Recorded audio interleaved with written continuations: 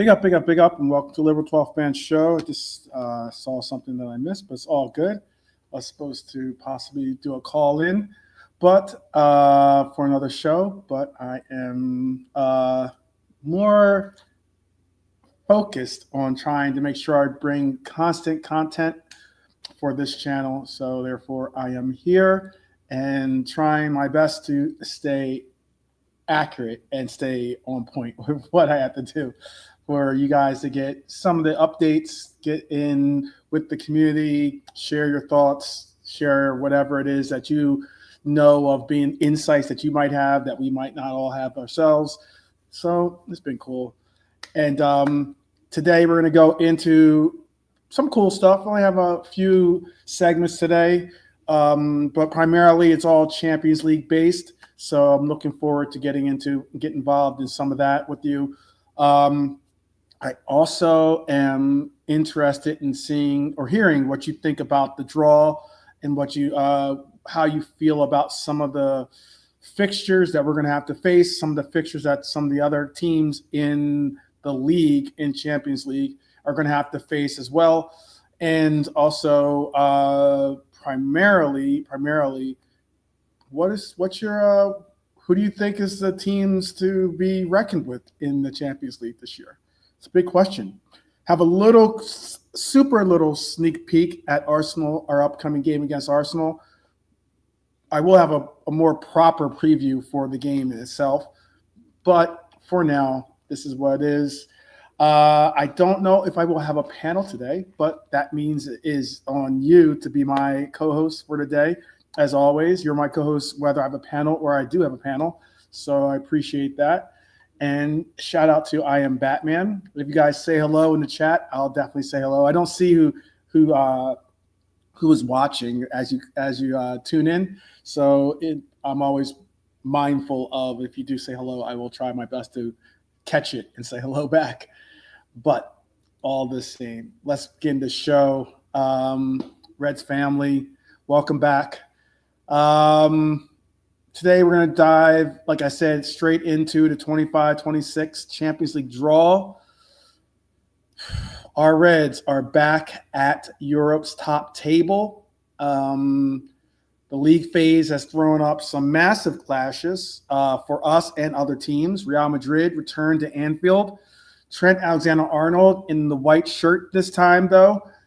Couldn't write it better.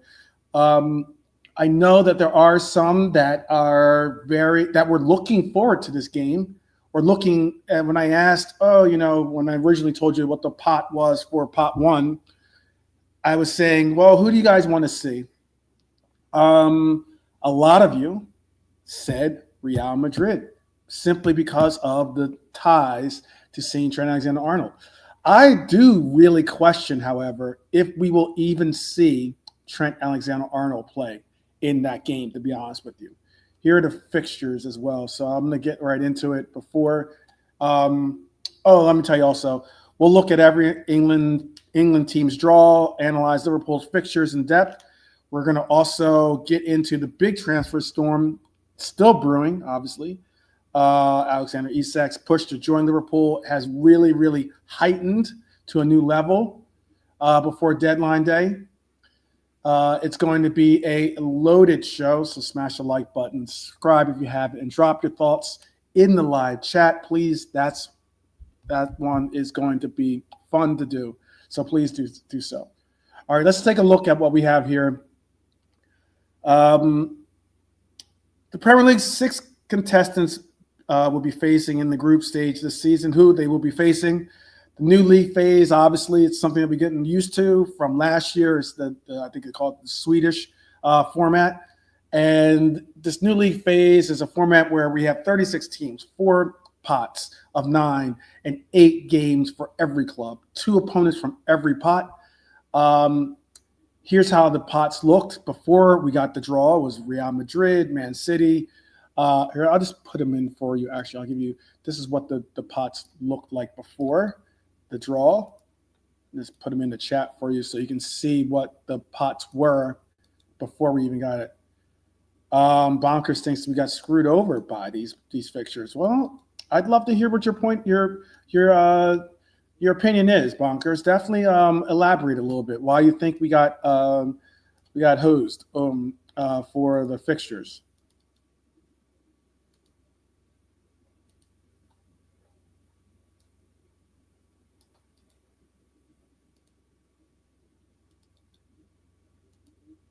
All right. So here are the four pots that were possible. From there, the fixtures are rolled out. You can tell me, um, are there some storylines that you were already foreseeing were going to happen? But Liverpool versus Real Madrid is, I think, possibly one of the biggest games on the docket. Arsenal versus Bayern. City are going to have to face Real Madrid again. Spurs heading to Paris. This is what Champions League is all about. I think that this version. I'll tell you what's interesting about this version of the tournament. My question would be: Are you more interested in Champions League with this version of the Champions League? Do you find it more interesting? Do you find it more intriguing? Maybe some of the way that the breakdown goes. Um, Obviously, I have our fixtures listed. We have home versus Real Madrid. It's a reunion with Trent. Obviously, it's a test of Arnie Slot's Anfield aura, I guess you could say. I Am Batman says he prefers the old Champions League. Okay, all right. We go away to Inter.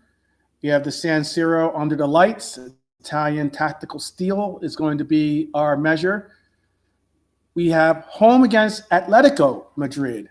It would be very, very interesting because Madrid's a tough team. Yeah, obviously Real Madrid is tough in itself, but Atletico Madrid is tough as well. They have a player that I like a lot, Julian Alvarez, player that I was hoping and still possibly hoping we could possibly bring in. King Kenny is saying the old format for him. Okay, all right. Still, as whenever you can, just put in which format you're liking more so far. Since we did have already a year to look at the new format, and obviously we already have a mindset of what the old format is. We have away at Frankfurt, German intensity, a tricky away day. Excuse me. It certainly could be one that we hopefully don't overlook. I know Frankfurt has had a lot of their firepower taken away from them, as in offensively, their firepower taken away from them. So that's certainly in our favor. Something happened to my screen. What's happened to your screen? Hopefully nothing. I know I'm smaller. I'm just showing the fixtures as a bigger fixture, just so you can see the fixtures that we have.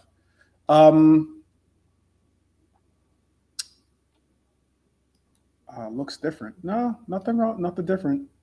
Nothing different on my screen. That's interesting. No, nothing different. I'll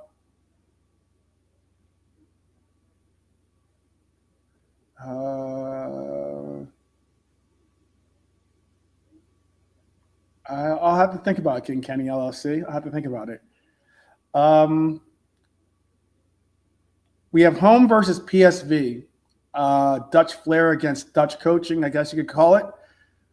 I'm looking at a little bit of revenge in that game, considering that, truthfully, if we had beaten PSV the first time in our last match, it could have possibly put a different twist in our Champions League fortunes. I know some people don't want to recognize that, but the reality of it is that with a win against PSV,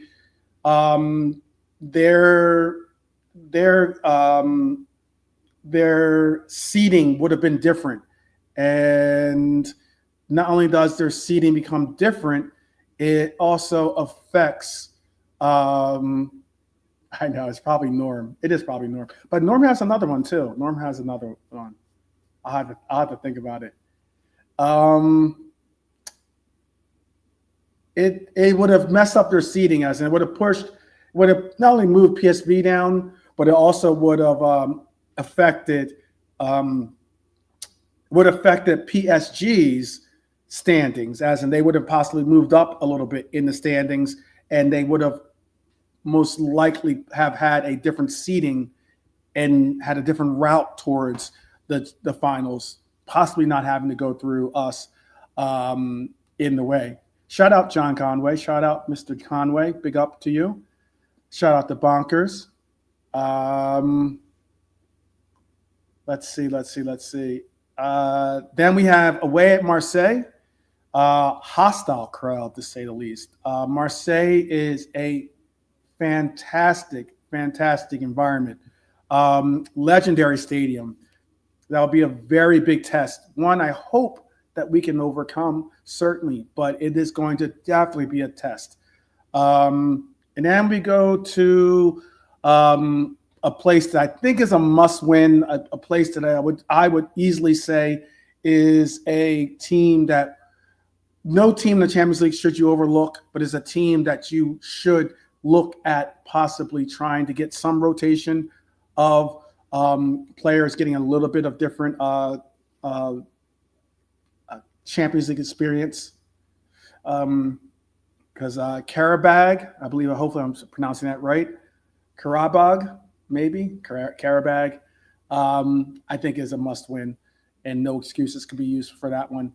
And then there is a thing I know some people refer to as "Welcome to Hell" because it's like Istanbul is just like they just make it very, very difficult for you to get comfortable in their environment. Galatasaray is going to be a huge game for us to have to handle away. It's not only that, because Galatasaray's gotten big victories against teams at home before, but more so for Galatasaray, I think what is going to be interesting is who Galatasaray is going to have on their squad. Let me pull up Galatasaray too, by the way, real quick, because I think they still have the team that they have. Let me double check for you.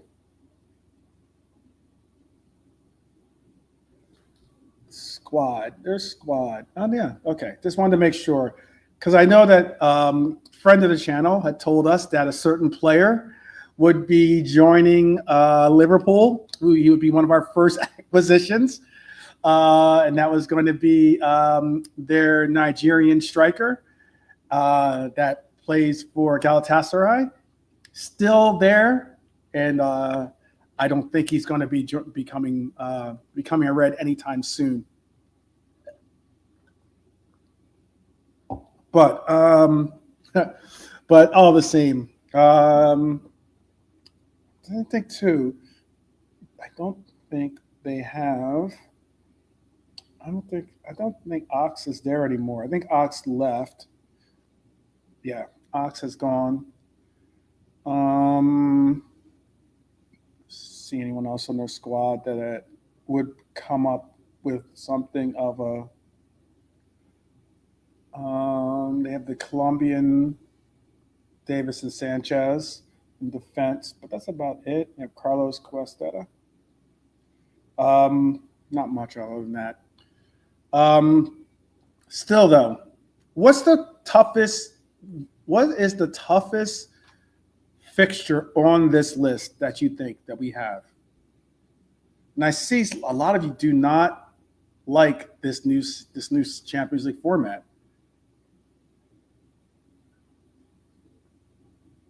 Wow, Dustin does not like this format either. Okay.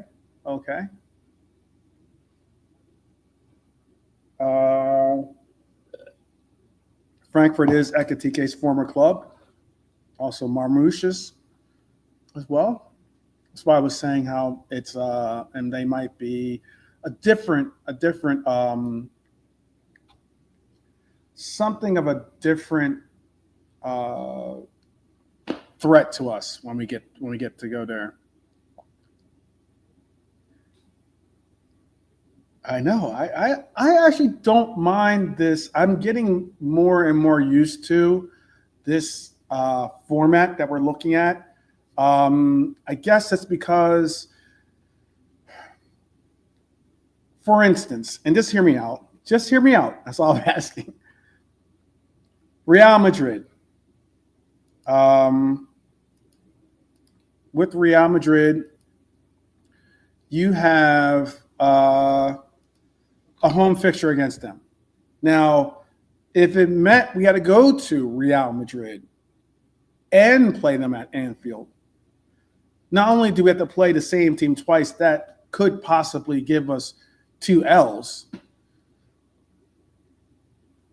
Not saying they would is a surety at all, but I'm saying that could, and more so than not, playing them at Real Madrid would be much more of a difficult task to perform with the home field advantage that they would love to have.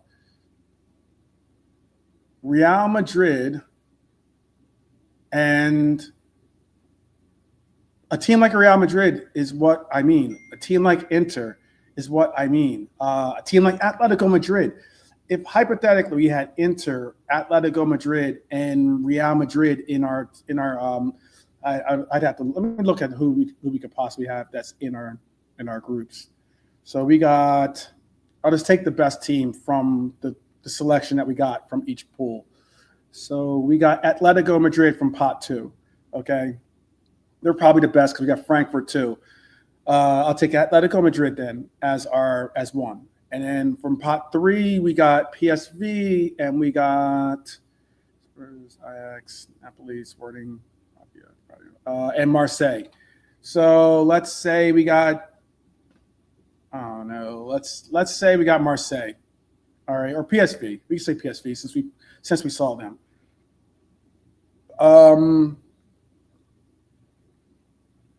And then we had Copenhagen, Monaco, Galatasaray, and Karabakh. So let's take Galatasaray as the hardest out of the two. If we ended up with a Real Madrid, Atletico Madrid, I'll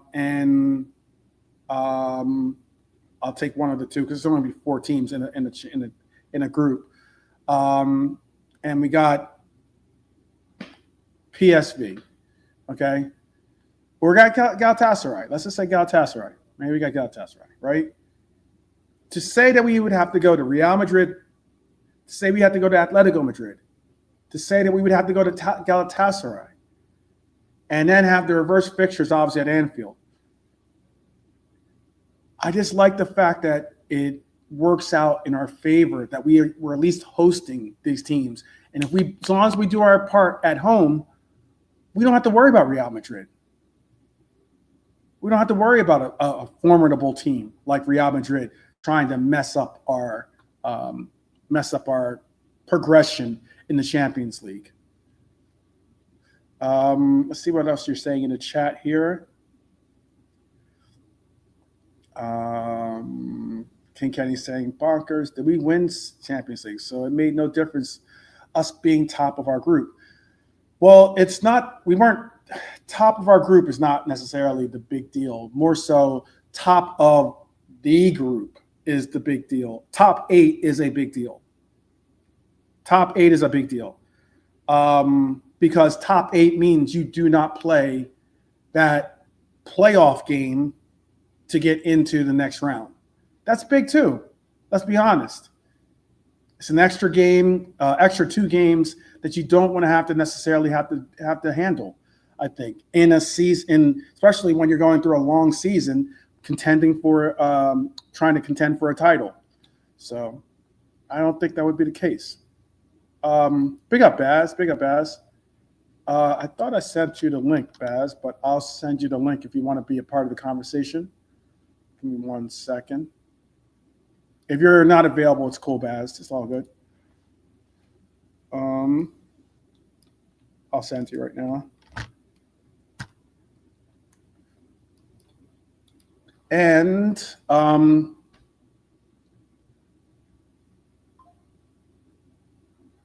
don't know what else to say other than I don't mind this. I don't mind the draft this way. I'm glad to see that this. I'll ask you this. How about this? I got to listen to the car. All right. No worries, Vaz. I'll ask you this then. Would you hate it? And this is just a out of the box question. Just say thumbs up, thumbs down, or yes, you would be for it, or no, you would be against it. Would you be against it if the World Cup went to this kind of format? Would you be against it if the World Cup went to this kind of format where it wasn't groups? It was just you play 8 random countries.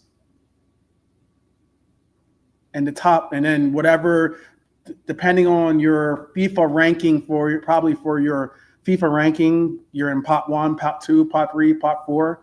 Would you be in favor of it, or would you be against it? I see Baz is against it.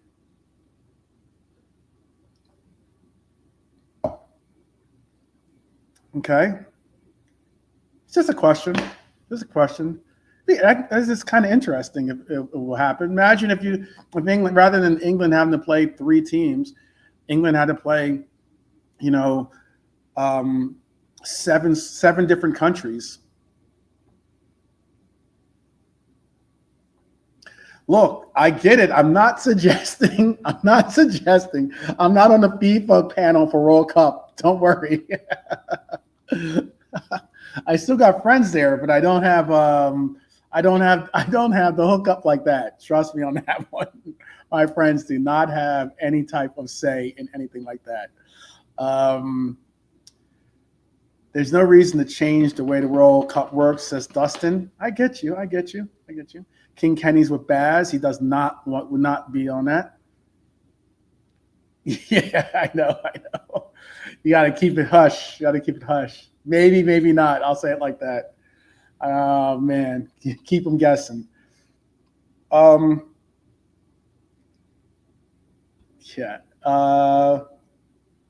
Pull up this right here, too. It should be very interesting. I thought it'd be very interesting to see who. I know some of you aren't bothered by England. Some of you don't. Some of you live in England and don't even support England as your national squad. So I understand that. Whichever national team that you prefer or national team that you do co-align with, that's what I'm saying. It'd just be interesting. And for those that do support England, that's why I was putting it out there. Because I know we have a bunch of fans or supporters of the channel that are England supporters as well.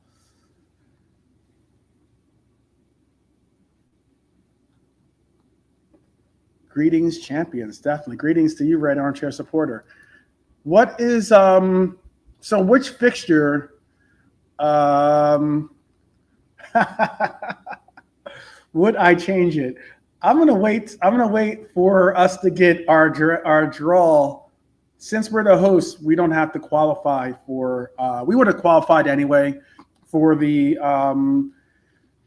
FIFA tournament for the World Cup. I don't know if we would have there. Look, there's as of late, it's not always a guarantee that we qualify for the World Cup, which is kind of sad, considering that we should. We're one of the biggest. We are the biggest country involved in our conference, in our confederation. I mean, and there's very few countries that should be even remotely competing with us for those placings, but yeah, it is what it is. Would I change the format? I would, like again, I say, if we end up getting, I don't know, like some wild, very, very like watered down group, I'm going to say keep FIFA the way it is. But it'd be very interesting to see if they did that. That'd be very interesting. One of the reasons why I think they would do it the way that I just suggested is there's no home or away fixtures, so that wouldn't be anything big.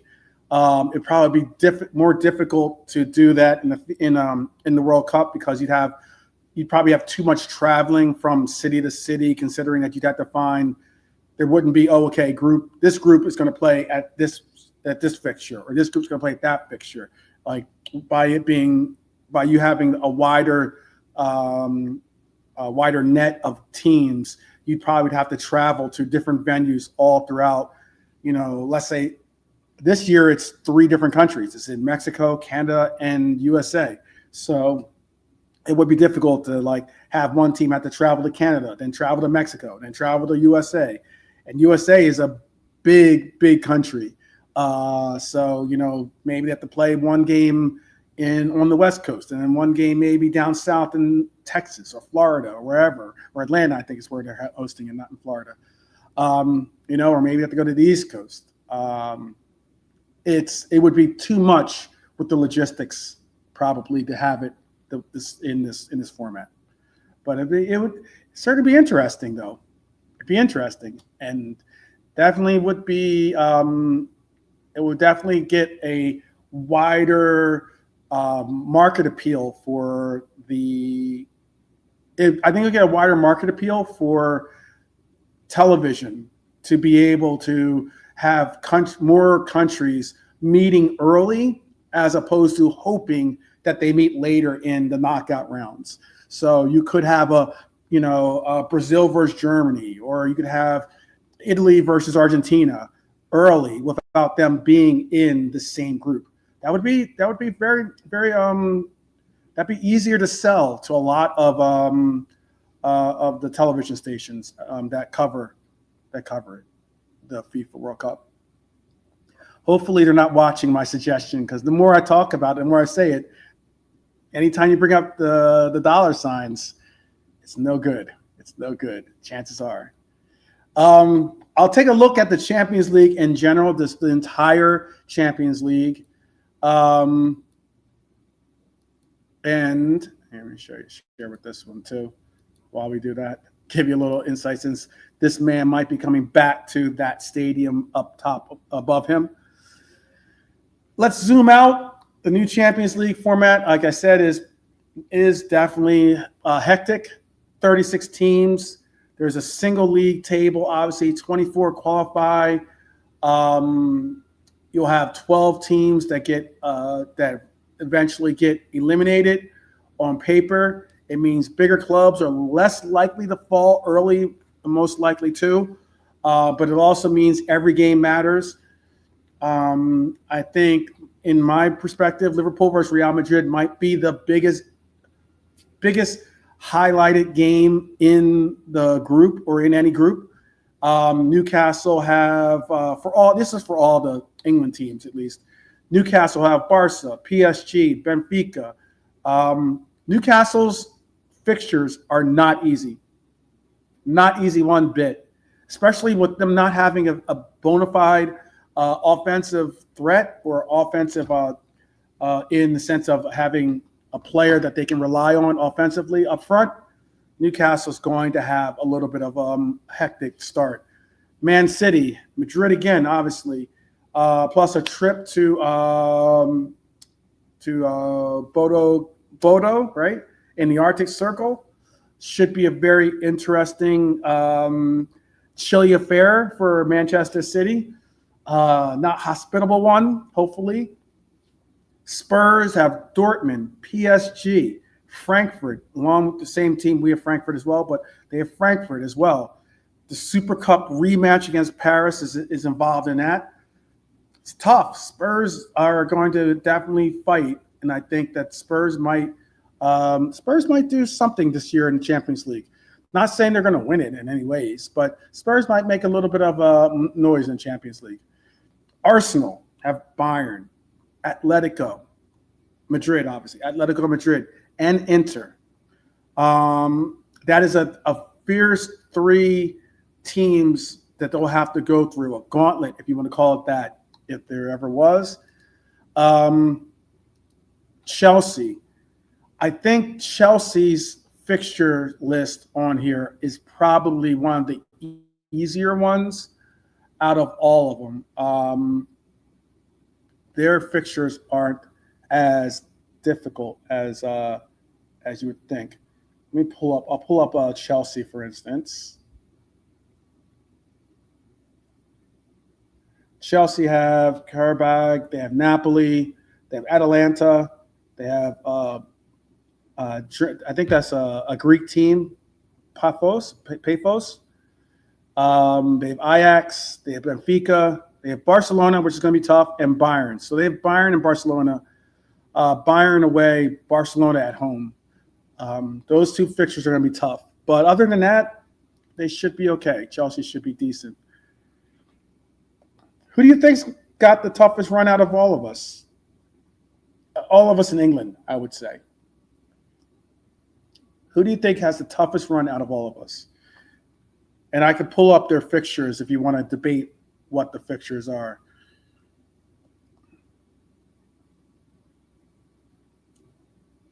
But who do you think is going to have the toughest debate or toughest run? I know that some were saying that they think that we are going to have the toughest run. And that could be a shout.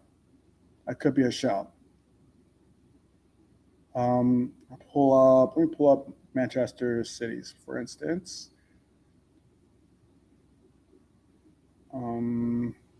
Let's go Newcastle real quick. Newcastle, Athletic Club, actually. I thought they had Atletico Madrid. Okay.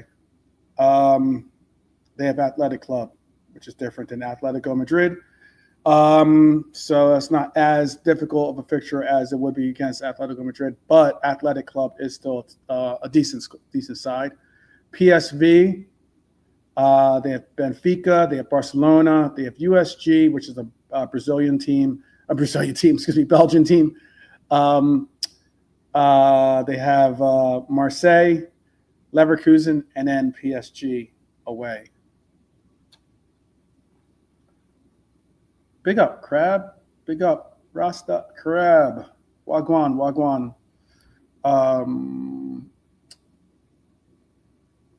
Bonkers thinks our fixtures is the toughest. Red Armchair says that he still thinks we'll top the group, or we'll be at the top of the fixture. Oh wow! Look at Crab. Oh, you are funny, Crab. You're funny. That's right. It's the secret in full effect. Just thinking into reality. You still think that as we have the two toughest games at home. Exactly, Red Armchair supporter. That's what I've been trying to emphasize that. As long as we're going to get obviously two opponents out of pot one. As long as we get possibly one of the lesser of the group in pot one to have to go to their home ground, and we get the tougher of the group, the tougher from pot one at Anfield, I think it's a good draw. Pot two is still tough, though. Pot two, the fixtures that we got out of pot two was tough. I didn't want to see us get Atletico Madrid. He's going back to Anfield. That's why I got him on the screen. I got you. Let me see if I don't think I have anything else just yet. Oh man, I don't want to trigger anyone, so I'll bring it back. So, what else are we saying in the chat? All right. Who else did I say?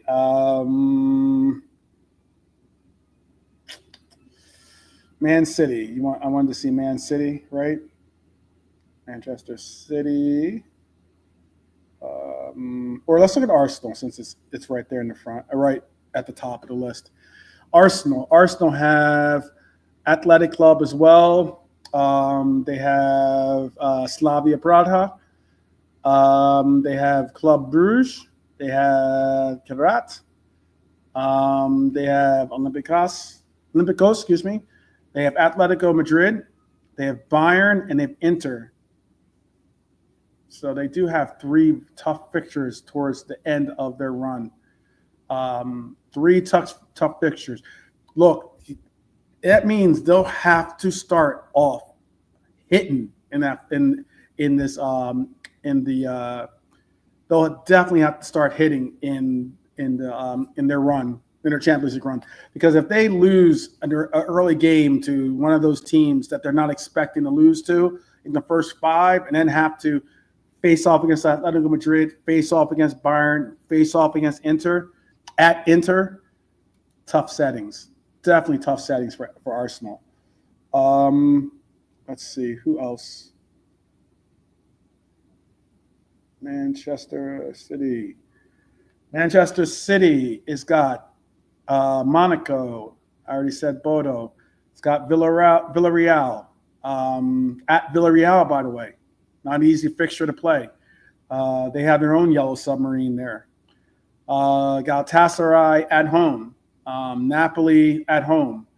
Leverkusen at home. Dortmund at home. So they must have their first 3 fixtures are all on the road. And then they go to Madrid for their final game. So tough fixtures for them. Pretty decent run towards, at least towards the end. I think Man City definitely got hooked up. I think I already did Tottenham's, but I'll just double check. No, I didn't. Tottenham's got Monaco, Bodo, Copenhagen. They have Slavia Praha, Villarreal. They have Dortmund. They have Frankfurt and PSG. They got decent. Spurs got a nice little fixture list there in front of them. Let's keep it 100. They've got a nice little fixture list in front of them. Chelsea. Did I say Chelsea already? Monaco, Bodo, Caberhaven. My fault. Copenhagen,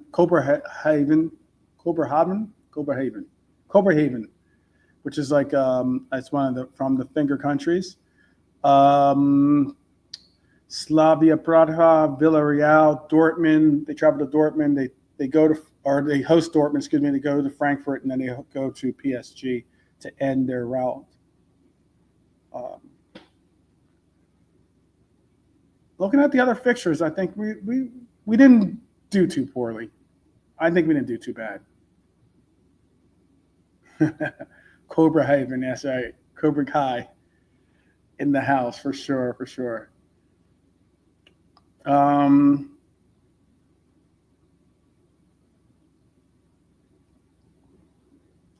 Did they get? Wait, let me see. What did that happen? That would be out of nowhere, by the way, if that did happen. I just saw Kangumba's chat or comment. That's a player that we spoke on. Some people wanted him to come to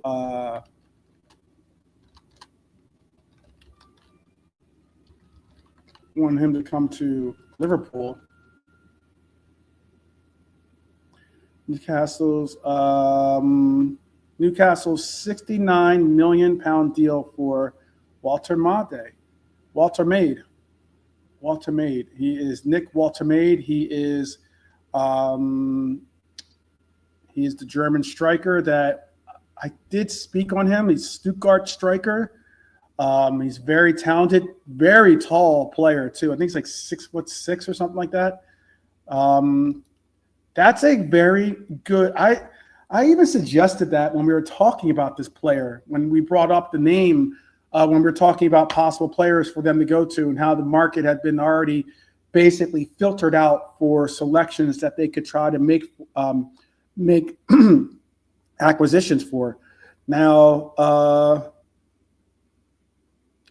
it looks like it's going to be a 90 million euro deal, basically, that would see the striker move on to. That's a good move for Newcastle. A very, very good move. He is definitely a good player, a very up-and-coming, talented player. What do you guys feel about that? What do you guys feel about that? Way too much, but they desperate. You know what's sad about it, Crab, too, by the way? I was watching the BBC today, and BBC Sports, and on there they had one of their commentators went as far as to mention that when it comes to Newcastle, they've made 8. Let me make sure I say this and make to say this loud enough for you to hear. They made 8 bids for strikers that were all denied. 8 bids. This is the 9th bid they've put out for a striker. And finally, they're going to get it across the line. And they're obviously going to have to pay quite a bit. It looks like it's going to be $69.2 million. That's about what they are willing to pay for Ekitike. The original bid I think they put in for Ekitike was £69.9 million. So the same money they had allocated for that, they've thus turned it over a couple $100,000 short. But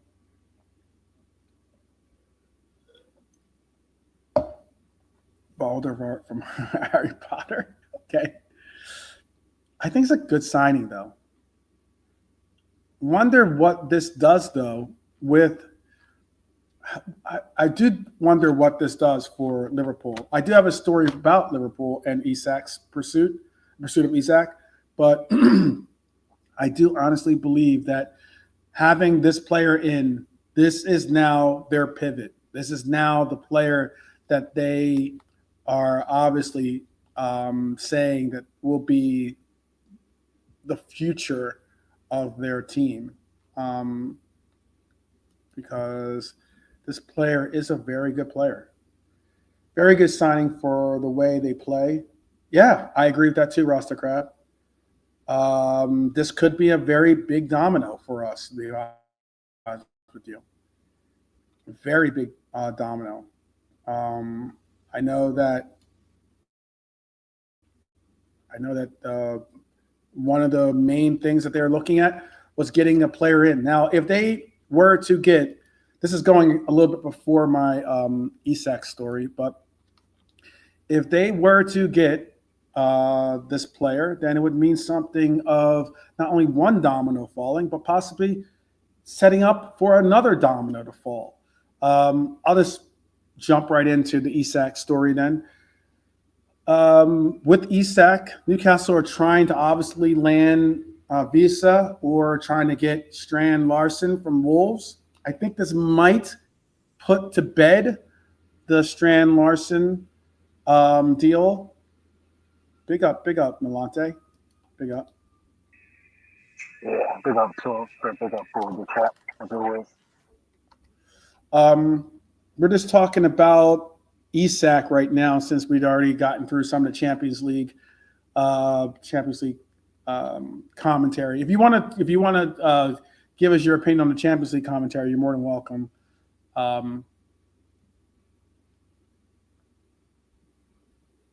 Strand Larson stranded. Strand Larson is definitely stranded for sure.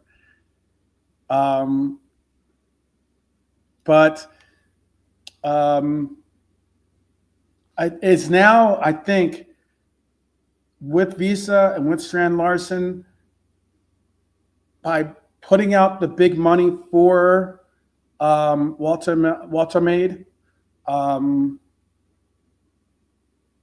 you're basically saying, okay, this is our guy. Now we have to find our second striker that's going to be. I always thought that Avisa was more of a Callum Wilson replacement as opposed to a possible Isak replacement. And Strand Larson would have been the same. He would have been a Callum Wilson replacement, not a Isak replacement. But now, I don't get it twisted. I don't think Walter Maid is at the level of an Isak. He's not Premier League tested and the likes and the such, but he is a good player. And having that player involved as your number one striker could make a difference. Having a Visa as a backup option, if not contending for first team, especially when you're going to have a player like a Walter Maid having to adjust to the Premier League. We can all see how that adjustment goes for some Bundesliga players. Then you're looking at a player that is certainly going to need some breathing room. And Visa, or even Strand Larson, but more so Visa, I think is a more natural fit for Newcastle to make the acquisition. I know Liverpool's bid of 110 million was rejected. I know Newcastle won a bid closer to 150 million pounds. Look, even with Strand Larson or Visa or with Walter Made, obviously you got to wait until you see the actual kit being put on him before you say it's a done deal. But it looks like it is going to be very close to being a done deal. You still need to figure out what to say, you still need to figure out what we're going to do with Isak. I think where it also was also interesting, and again, I think it kind of helps us with not having to pay 150 million. There's no way that they bring in two strikers and then say we're just going to keep. They might loosen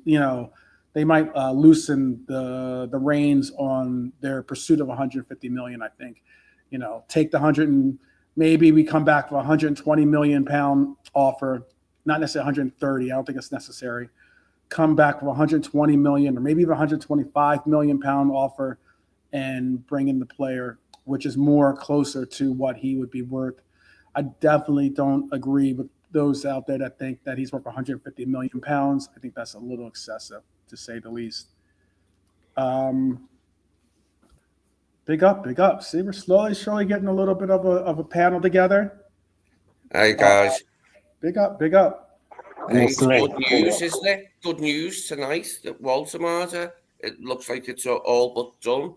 That's what we're just talking about, actually. Yeah, it could turn the tides a little bit for them, and not they're like, we've done a deal now. Let's get serious with the Visa thing. And do you think they'll let go of Isak now that they've got Walter Marder, or do you think you want to wait to get a second striker?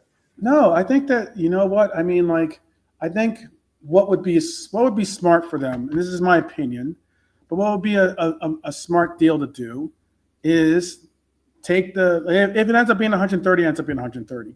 But to take the 130, they've already spent 69 million. So let's call it 70. They've already spent 70 million on Walter Made, right? That would mean that you could spend 60 million on Visa, which is about what Brentford is wanting. You could take that 60 million. It's a done deal. You've got your money. Yeah. You've got your money right there. So it ends up being like you end up getting two players. Now, I will admit this, and this is something you can tell me your opinions on. I will admit that bringing in a Visa and Walter Made is not going to be groundbreaking it's not going to be franchise shaping, club shaping them into top tier stratosphere like an Ali and BBD did for us. You feel what I'm saying? And that's not going to happen. But this is going to answer a very, very important problem that they have, and that is finding players that can be that center forward for them. And it would be very interesting. Do you think this too? Or at least answer that, and I have a backup question. I have another follow-up question too. Do you think that that's the case? I'm not sure if Nolante is with us or not, but I'm with you. Yeah. Okay. How do you feel about that then? How do you feel about what I just said about this deal? The Visa and Walter Mate are excellent deals. They're good players, very promising player in Walter Mate, and a solid Premier League proven player in Visa.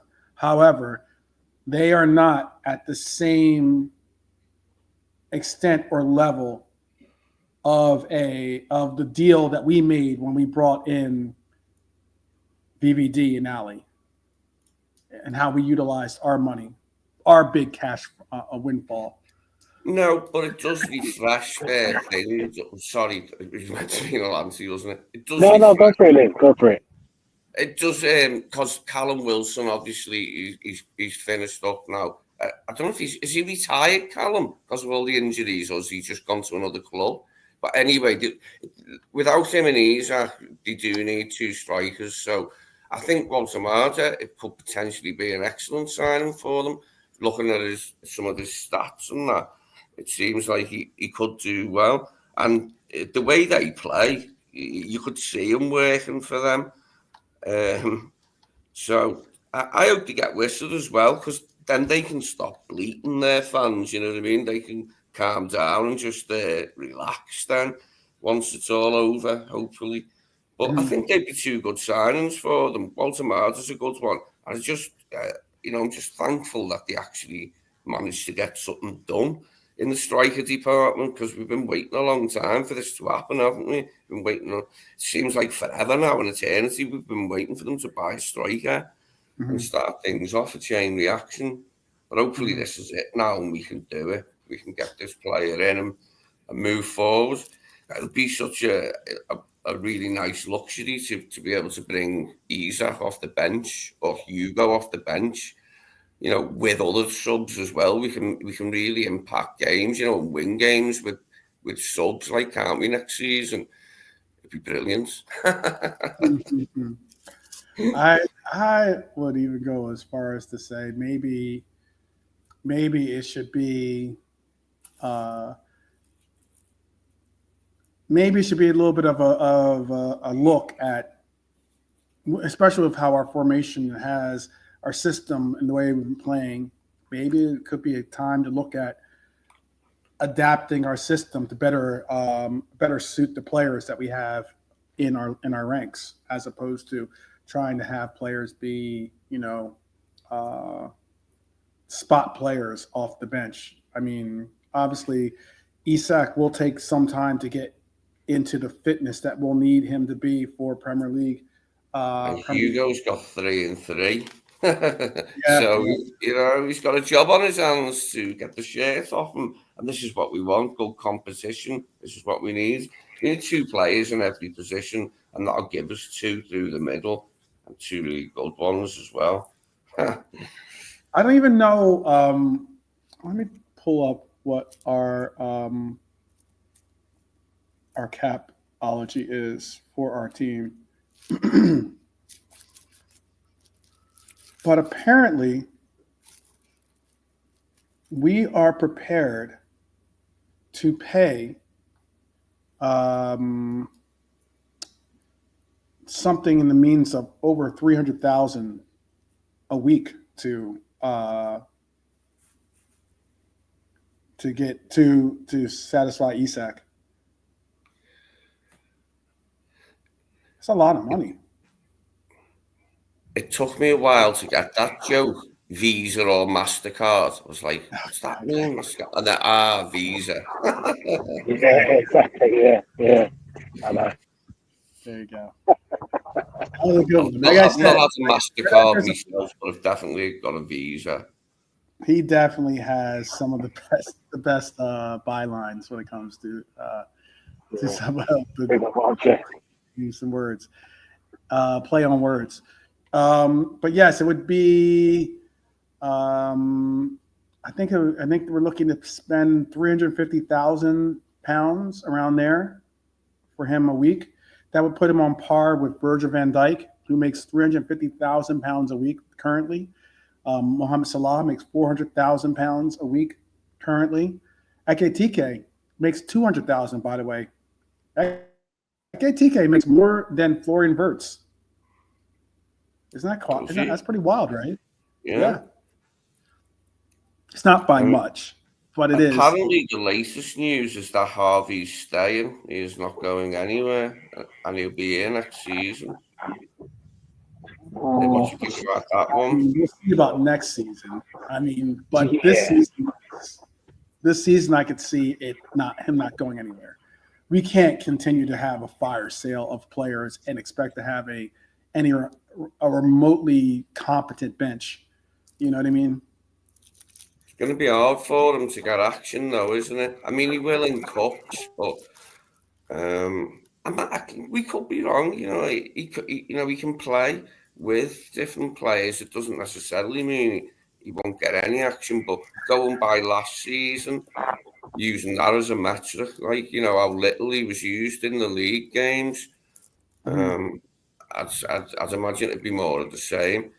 But he's still here. He supports the club. He wants to be part of the club still, and we can't knock that. I did probably want him to move on for his career, from that point of view. But it's up to the lad himself, what he wants to do, isn't it? Yeah, agreed. Well,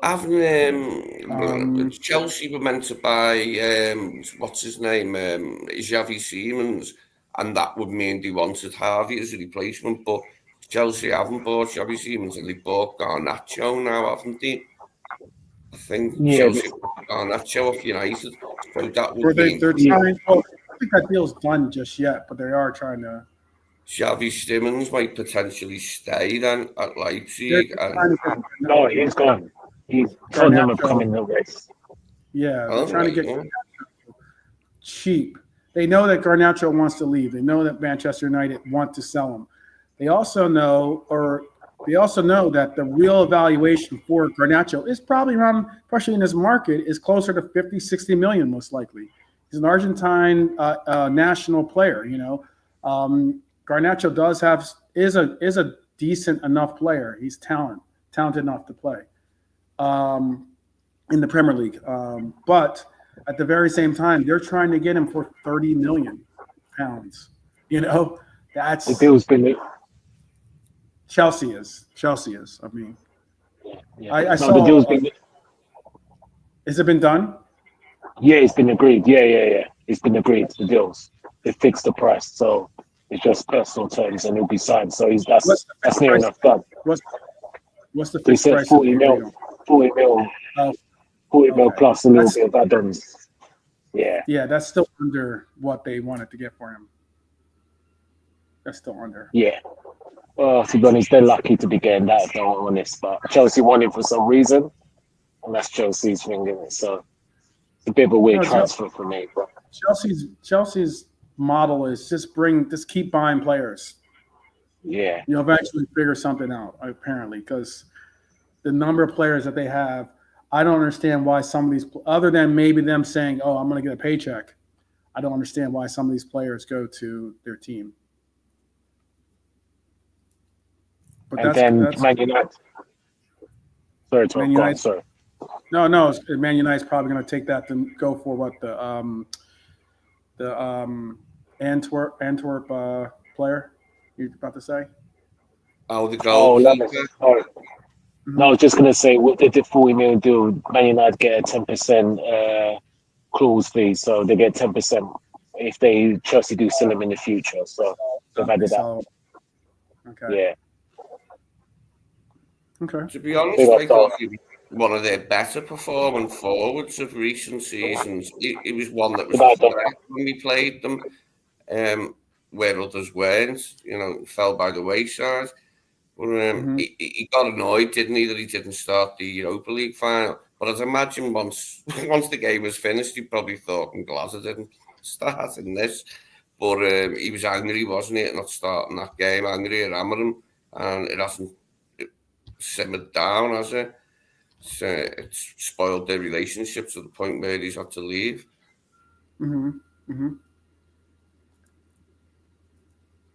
Let's see.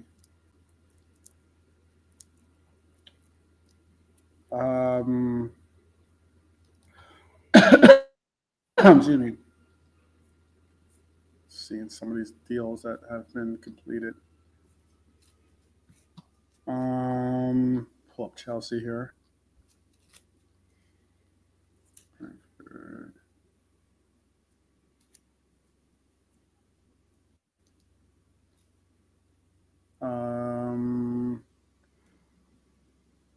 Yeah, summer sales. That's summer sales. Let me see what Chelsea signings are. Because Chelsea sold a lot of players. 1, 2, 3, 4, 5, 6, 7, 8, 9, 10, 11, 12, 13, 14. They had 14 players. 13 players be sold, and 3 of them go out on loan. 1 left on a free transfer. But still, that's 10 players they had to go out of their team. This doesn't have the update on the $40 million striker, or excuse me, winger that they just picked up from Manchester United. Yeah, they'll be updated soon.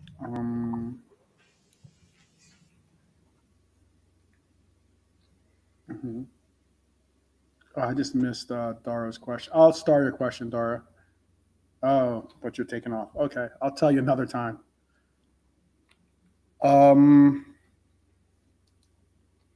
Yeah, this has the transfers as of yesterday, not as of today. So they must have done that today. On one of these football transfer sites, they have a pretty up to date database of the transfers that go through. And this was from yesterday of August that they had this updated. Back to what we were saying though. Now I just forgot what I was going to ask you about the. I think it was the 400,000. I did ask about the 400,000 a week, or 350,000, excuse me, a week. I don't know if that's going to necessarily upset the apple cart in our for our wage bucket, but when you do look at at the wages, we still have a team that's relatively well balanced when it comes to our wage sheet, which is surprising because there's some players on there that probably could command more money than they're actually getting, comparatively speaking, to the other teams out there. The City players. City have got a number of players, haven't they, on like really large wages. Our main guy is our winner. Yeah. And then Virgil's new contract. We only have 3 players that make over £200,000 a week. And that's now including, and then the only reason why that is accurate is because that includes now Ekitike at £200,000 a week. As opposed to Manchester City have 1, 2, 3, 4, 5, 6, 7, 8, 9, 10 players that make over $200,000 a week. That's considerable. Yeah. I mean, look at this. Gundogan is making is making £230,000 a week. It's a highly paid squad, isn't it? Man City is all you can say about it when you put all their players together. But that's what they're known for, that's why players were attracted to them like flies to shit because of the huge wages. Oh, absolutely. Unlimited resources. Marmoush makes £295,000. Marmoush makes £295,000. Yeah. I looked that up because there was a Man City fan arguing with, I can't remember who the other guy was, he supported a different team, but he said, just Google it. So I Googled it myself. And he's like just under 300. Mm-hmm. I mean, he's a good player. He's a good player, and he's looking like a decent player for them. But absolutely. High wages to come in on that. What's Haaland's? Is his like $500,000 a week or something stupid like that? He makes £525,000 a week. Over $500,000. That's silly, isn't it? It is But wild. that's where it's got to with clubs like City and Chelsea. And but the thing to tell is that he's on a 10-year deal or something like that. Yeah, I remember the deal was some mad thing Yeah, because he he's was got 9 growing that years. the transfer fee wasn't that big for Haaland, but then when you examine No, the whole package, sign it on was fee, yeah. like mega bucks. The signing fee wasn't big, but but you know, who knows how with the way that they go about their books, who knows exactly where all the money is going. 160 ways to go about your books. There you go. I enjoyed it last season when Haaland came out and said we've lost our confidence as a team, and Pep come back at him, didn't he? Like, and he was like, "No, that's not true." And bloody is, mate. He was right. Yeah, I mean, their Yeah, master perfect. splinter makes £295,000. 300,000. So, 295 is yeah, Marmoush. Excuse me, 300,000. He makes yeah, when three. he signed his contract. It's his last year of his contract. Still, 300,000 Yeah. for Bernardo was making. Yeah, 250 for John Stones. Randers is making 230. I already said Gundogan. Phil Foden is making 225,000. Rodri is making 220,000. Vardiol is making 200,000. Ruben Diaz is making 200,000.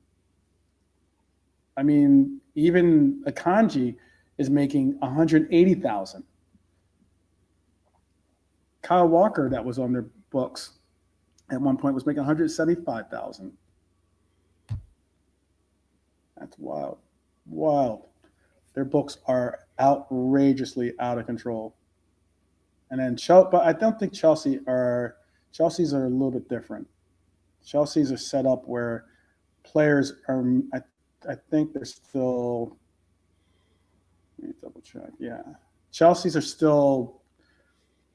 are weird because Raheem Sterling technically is the highest paid player on their team at £325,000 a week.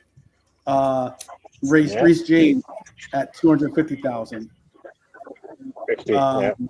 Fana at 200,000, and then everyone else is under 200,000. So that's why, like, yes, they don't have high wage. They don't have. You would think they would have high wages, or everyone's going there for the paychecks. Everyone's going there for the financial security of length of paychecks.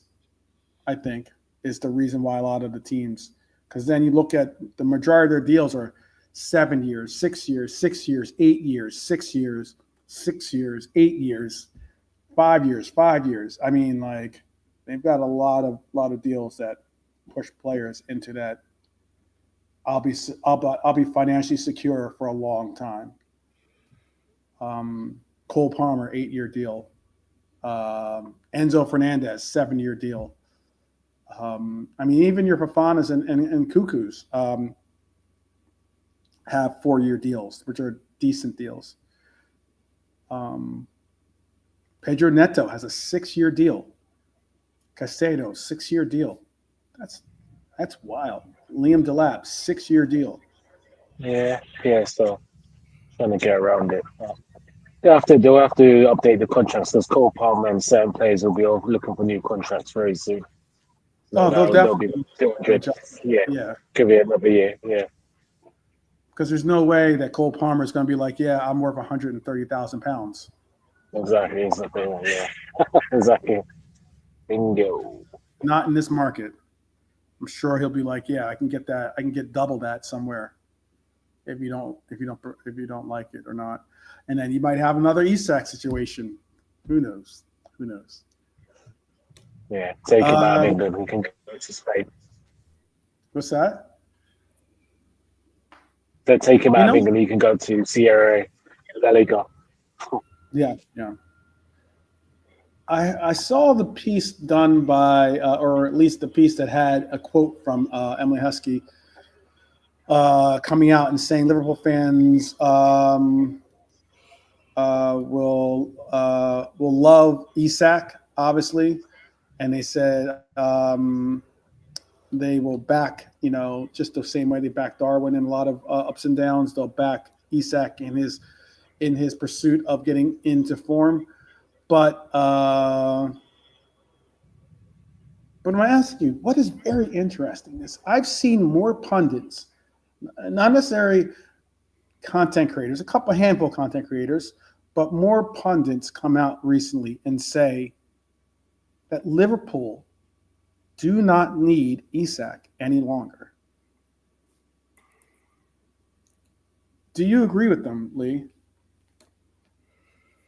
Do you agree that some of the pundits, I saw it on BBC, I saw it on Sky Sports, they came out and said that they don't think that we need this player. He's obviously going to have to get into. He's obviously going to have to get up to speed. He's also a player that would then have to he wouldn't automatically start, so he would have to be coming off the bench. And then, that's a lot of money to spend for a player that you're going to have on the bench as an option until he's ready to be. For me, all that nonsense is just sour grapes from people in the media, because they know if we get him, we'll be stacked in that position. And we do need two players in that position. There's nothing wrong with having two players in that position. We had it last season. We want it again. Mm-hmm. Lee Wizkid is saying we don't. But we do need a lot of games, isn't there? There's a lot of games, so both of them would get loads of games time. And they can be on the pitch together. It's not like they can't play in the same team. We'll see how things work out if he comes. But I think it's just a bit of sour grapes from some people in the media saying, Liverpool shouldn't get him, or they don't need him, or he'd be on the bench. It's just let us do what we want. And then, judge it once it's happened. Right. Preempting it by saying, this is a bad move or something. I don't think so. I did just see someone talk about Indy. He's now the toast. People go to Indy before they go to sometimes Fabrizio. Lee went on to say he'd be happy with Ekitike as his first choice if Isak didn't happen. I'm confident with Ekitike being our number 9. He's certainly come out so far. He's come out and proven his worth. I would certainly accept that and admit that, and I'm about it. I hope that he continues to get better. If continues to get into form and become even more polished to the Premier League, to the point where he can at least get 90 minutes. At least we can get 90 minutes out of him. That's what I like to see. I want to see us get 90 minutes out of him. It's cooking, but Red Armchair says Ekatikers is cooking, but he thinks we need a number 9 also.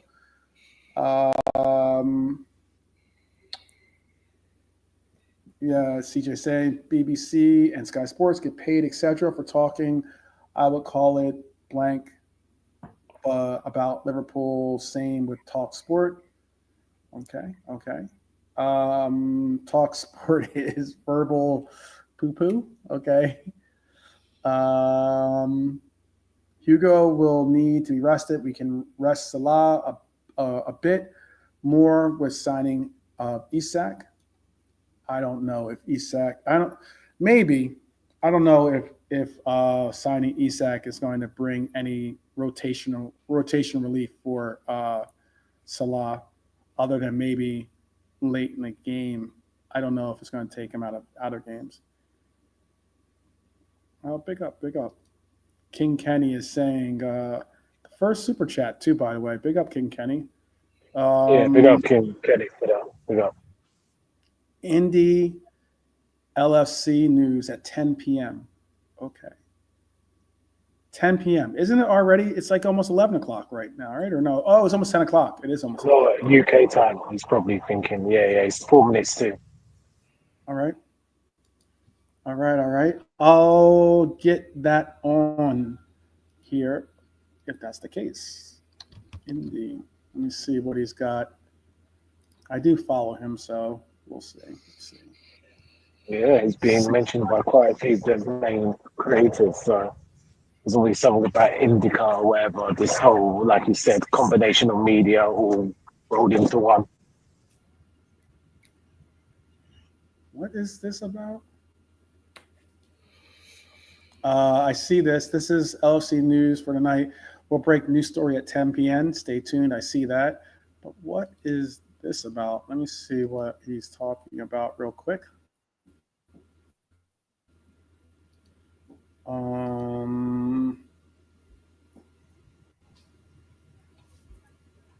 Oh, nice. Okay. I know. So apparently, the Liverpool are going to submit a £40 million bid. It is a little shy of the 45 million that Crystal Palace is wanting to get. However, the Indy Kalea is saying that a bid has been submitted in the last few hours for the player, for quite possibly, most likely, Mark Gahey. And they are saying this is according to Football Insider. That's a publication that he writes for. That the Reds have been, obviously very much in talks with Crystal Palace, trying to get this over the line, and that Liverpool will make a Mark Gahey transfer offer of £40 million. According to his sources, Liverpool have offered around £36 million plus $4 million in add-ons, taking the offer to $40 million. I figured that the Eagles are comfortable accepting. Gahey has already given Liverpool the green light, so things are expected to move quickly from there. And then next on Liverpool's list would be Alexander Isak.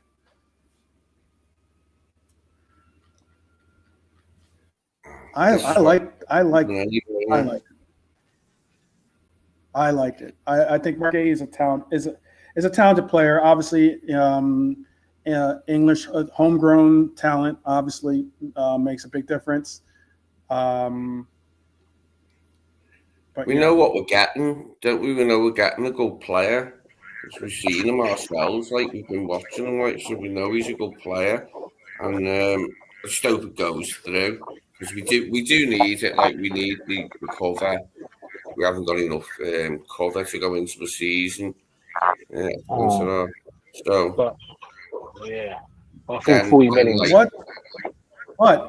What does that do to our? What does that do to our center half partnership? In your opinion, what does that do? This is a player that you won't have to say, "Oh, well, we're going to have to." He's not a player you have to. I'll let you land. I was just going to say, this isn't a player that you have to get ready, adjust to the Premier League. He's already a Premier League player. It's not a player that you have to get up to the level of a Premier League player for fitness. He's been playing, obviously, for Crystal Palace. This is a player that you can plug and play immediately. What would you do if we were to get Mark Gahey with, obviously, Ibu Konate, who's been struggling a little bit? Yeah, I just want him to put pressure on Konate to give us better performances, more consistent, because he'll have a real rival for the position then. Virgil's position is safe on the left-hand side, but Mark can play either side, can't he? Which is another thing that's attractive about him. Yeah. And he can play either side very well. He's not just one of those like right-footed players who's a little bit all right on that side. He's very comfortable on the left side. But it just gives us what we need, I think, numbers-wise, to take the season on, because we've got, again, within four competitions, start with Southampton. We've got our Champions League draw, a lot of games. So, if we get him right, it'll be a great thing, be the right thing. I will read what is being reported by Indy. Even though this says 2 hours ago it was posted, but he has, I guess it was posted on the website, and now he is releasing the exclusive on his actual X file. But he's saying Liverpool will now submit a British transfer record bid to Newcastle for Alexander Isak. We can exclusively reveal for call offside. Isak has been desperate to join, blah, blah, blah, blah, blah, to join the team. We understand that Newcastle are, after agreeing a deal to sign Stuttgart striker Nick Waltemade as Isak's replacement, are prepared to drop their asking price, which had been set in stone at £150 million. And on the back of this, Liverpool are laying their cards on the table with a new proposal that will exceed the £116 million they paid for Florian Wirtz earlier this summer. It was in July that Liverpool made their first move for Isak, submitting a £110 million offer that was immediately rejected by Newcastle. Since then, the Anfield club have been biding their time, patiently waiting for their Premier League rivals to give them encouragement to make a second bid.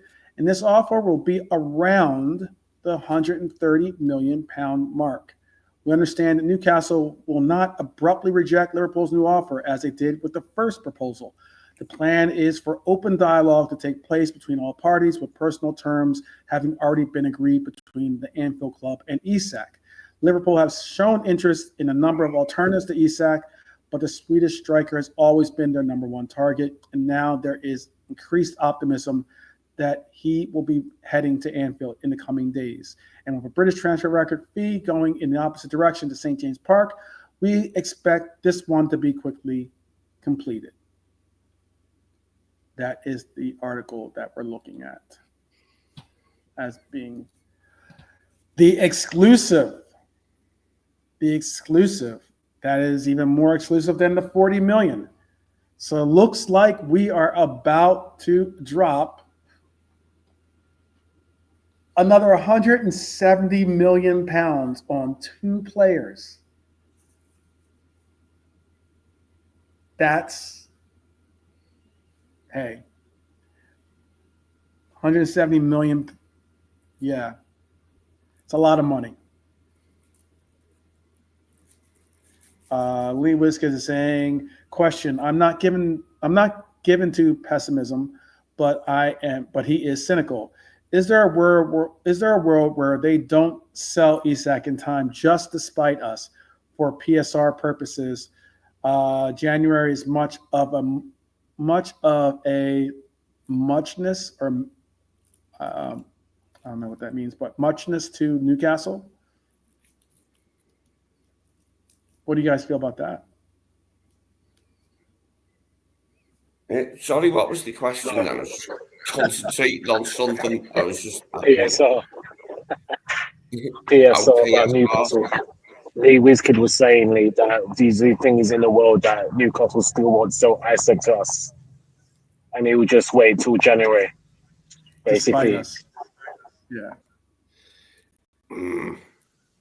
I don't think that's the way. I mean, the ownership group isn't exactly. I know the ownership group can sometimes give off those kind of vibes, as to like they would do things just because it's not like it's costing them. They got money to burn, but I don't think they would do that. They have. I think that I kind of think that when they talk about these alternatives or these other alternatives of us going for another player if Isak wasn't going to be available, I really do think that maybe it's just hypothetical, thinking outside the box.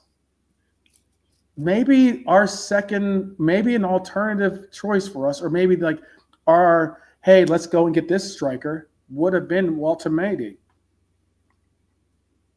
I know some of the fans wanted us to bring him in. He's not going to be a direct threat towards Ekitike for the starting position, but he would have been a decent second string,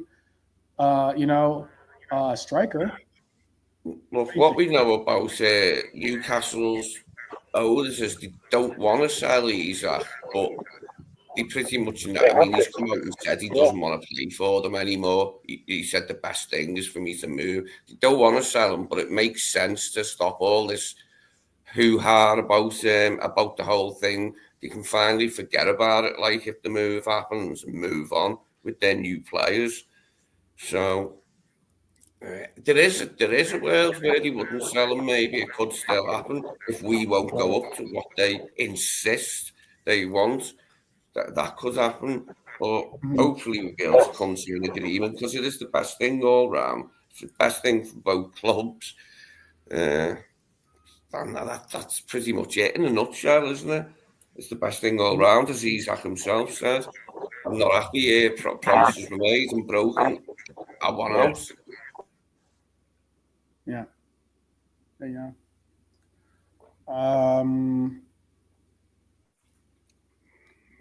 Why they don't want to? They do not want me to share this one. For some reason, they don't want me to share this. Maybe it's Manchester United that's doing it. Fabrizio Romano is saying, Nick Waltermade to Newcastle. Here we go. Agreement in place after official bid accepted. Fee over 80 million euros plus add-ons. Medical in England in the next 24 hours, with travel being arranged right now. Long-term deal agreed with Waltermade, who says yes to Newcastle United. He has said yes to Newcastle United. Yeah, it's funny. One player that says yes. Yeah. 1 out of 9 ain't bad, I guess, huh? 1 out of 9. And that's always discussed. 1 out of 3 ain't bad, or something like that, but this is 1 out of 9. Yeah. And fair enough to Newcastle, because this deal was out of the blue. No one knew about this. Not even the ITKs. No one knew about this deal. So fair play to Newcastle. Out of Newcastle. nowhere, this, didn't it? Because we were all Even the ITKs did come on and say, yeah, we were saying like Nico Jackson, there was Stan Larson. None of us thought they'd go for him. Yeah, well, fair play to them. It's a good sign. I mean, if they get Wissa, if they get Wissa, which again, I know their manager keep on saying Wissa will stay and I want him to stay, but again, they'll be stupid and just let him go. And yeah, be a decent end to the window for Newcastle, you know. Yeah, I thought and they get the 2. Yeah, happy days. Let's all shake hands and let it go. Because we fight us. Brentford have bought Watara, haven't they, off Bournemouth? So they have covered themselves for the sale of this. It's just that they're insisting on 60, it seems, and Newcastle aren't sure. I think maybe now they've got this deal done for Waltermade, they might just bite the bullet and say, okay, let's get this other guy in. Because they're going to have to do it. They're in the Champions League and that. Like, nobody likes to pay over the odds, but sometimes you have to do it. And if that's what Brentford want for Vissa, then that's what they'll have to pay. I guess so, but it depends really, because I don't think any club should be like, we shouldn't, like, for instance, Isak, I wanted him, but we shouldn't pay 150. No way. I agree with that. We should not at all pay 150. I don't care. Shouldn't be like desperation. If that's the case, then it's on Newcastle, not us. It's like the Gay deal. Like I don't think we should be paying 40 million for a guy who's gonna go 1 year into his contract free. I think that's just, I don't like that. I like the player, I just don't like that. We've got our 4 centre backs. If that's the case, we should at 30 mil, fair enough. Minimum 35. Yeah. But after that, thanks but no thanks. And we move really, but I don't know. So it's what it is.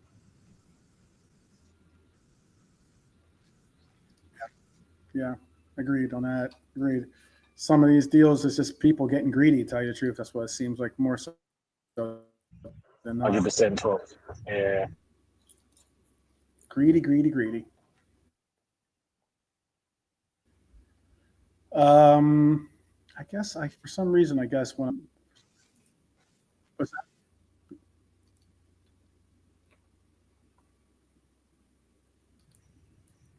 Yep. I don't know if my computer is lagging or not, but Good point, trying Adam. to get this to work, but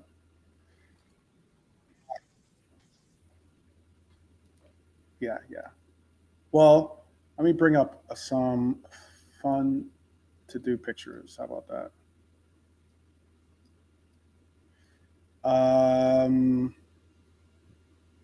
1 second. Oh, that's a picture right there. Artist. Drop that down. All right, people. Let me show you some. I know it's a little laggy. I think it's because Twitter sometimes, with all of the Twitter has so many different videos and stuff that pop up, and it starts to take up a lot of my RAM, I guess, or something along those lines.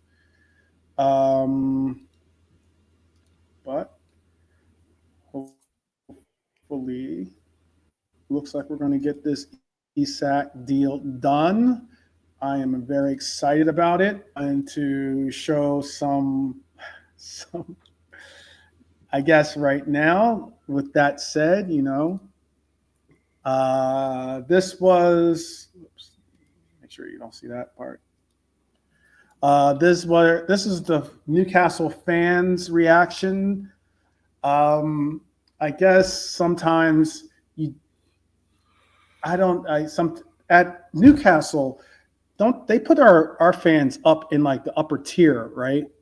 There's no Liverpool fans on the bottom tier, on the bottom ring, That's right? what we should do in our new stadium. I'm not having that we've let the fans be at the bottom. They should be up in the bloody corner, mate, at Anfield. But we're generous, aren't we? We're a bit more nice. Because United done that. When United done Old Trafford up and enlarged it, we got stuck right at the top, right out the way, from the game. But we haven't gone down that road with the new Anfield roads end, have we? We've let them stay at the bottom.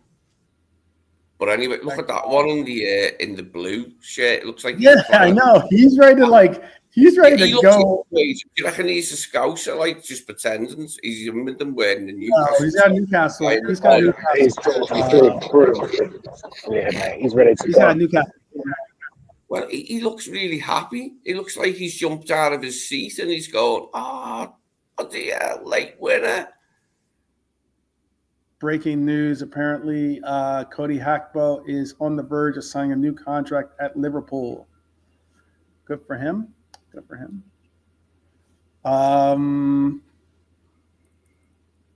Yeah, he looks like he's pushing his friend over to try to get in the dude's face. The one you see the guy in the green giving him the your version of the bird, right? Isn't that how you guys do the bird, right? With the two fingers, right? Instead of one, instead of just the middle finger. I like how the two ladies in the front are just can't be bothered. You know what I'm saying?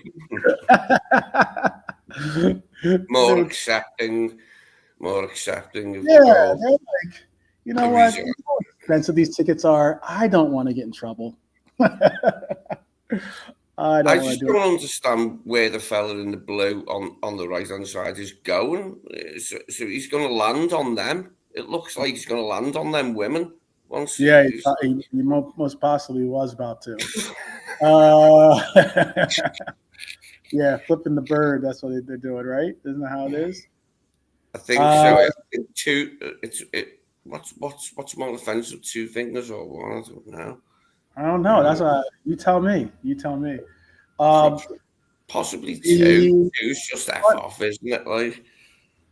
This could be in retrospect could be our front line options. This could be our front line options. That's what you're seeing on the screen right here. If Isak is to join our beloved Reds. How do you feel about that front line and the options? Would our bench be solidified for the means of what we need? And let me say too, real quick, also, let me say this too. I think we just need to move away from the Rodrigo stuff. I'm over the Rodrigo stuff.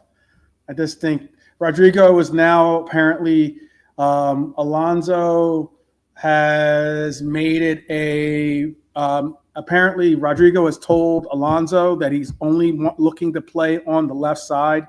He doesn't want to play on the right. it now means that he is going to have to take on Junior for that role of playing on the left side for Real Madrid. It's not an easy one still. We've seen Alonso take even Junior out of the starting lineup for them when it comes to their team. Pull up who they played last time. Rodrigo got the start last time against their last opponent.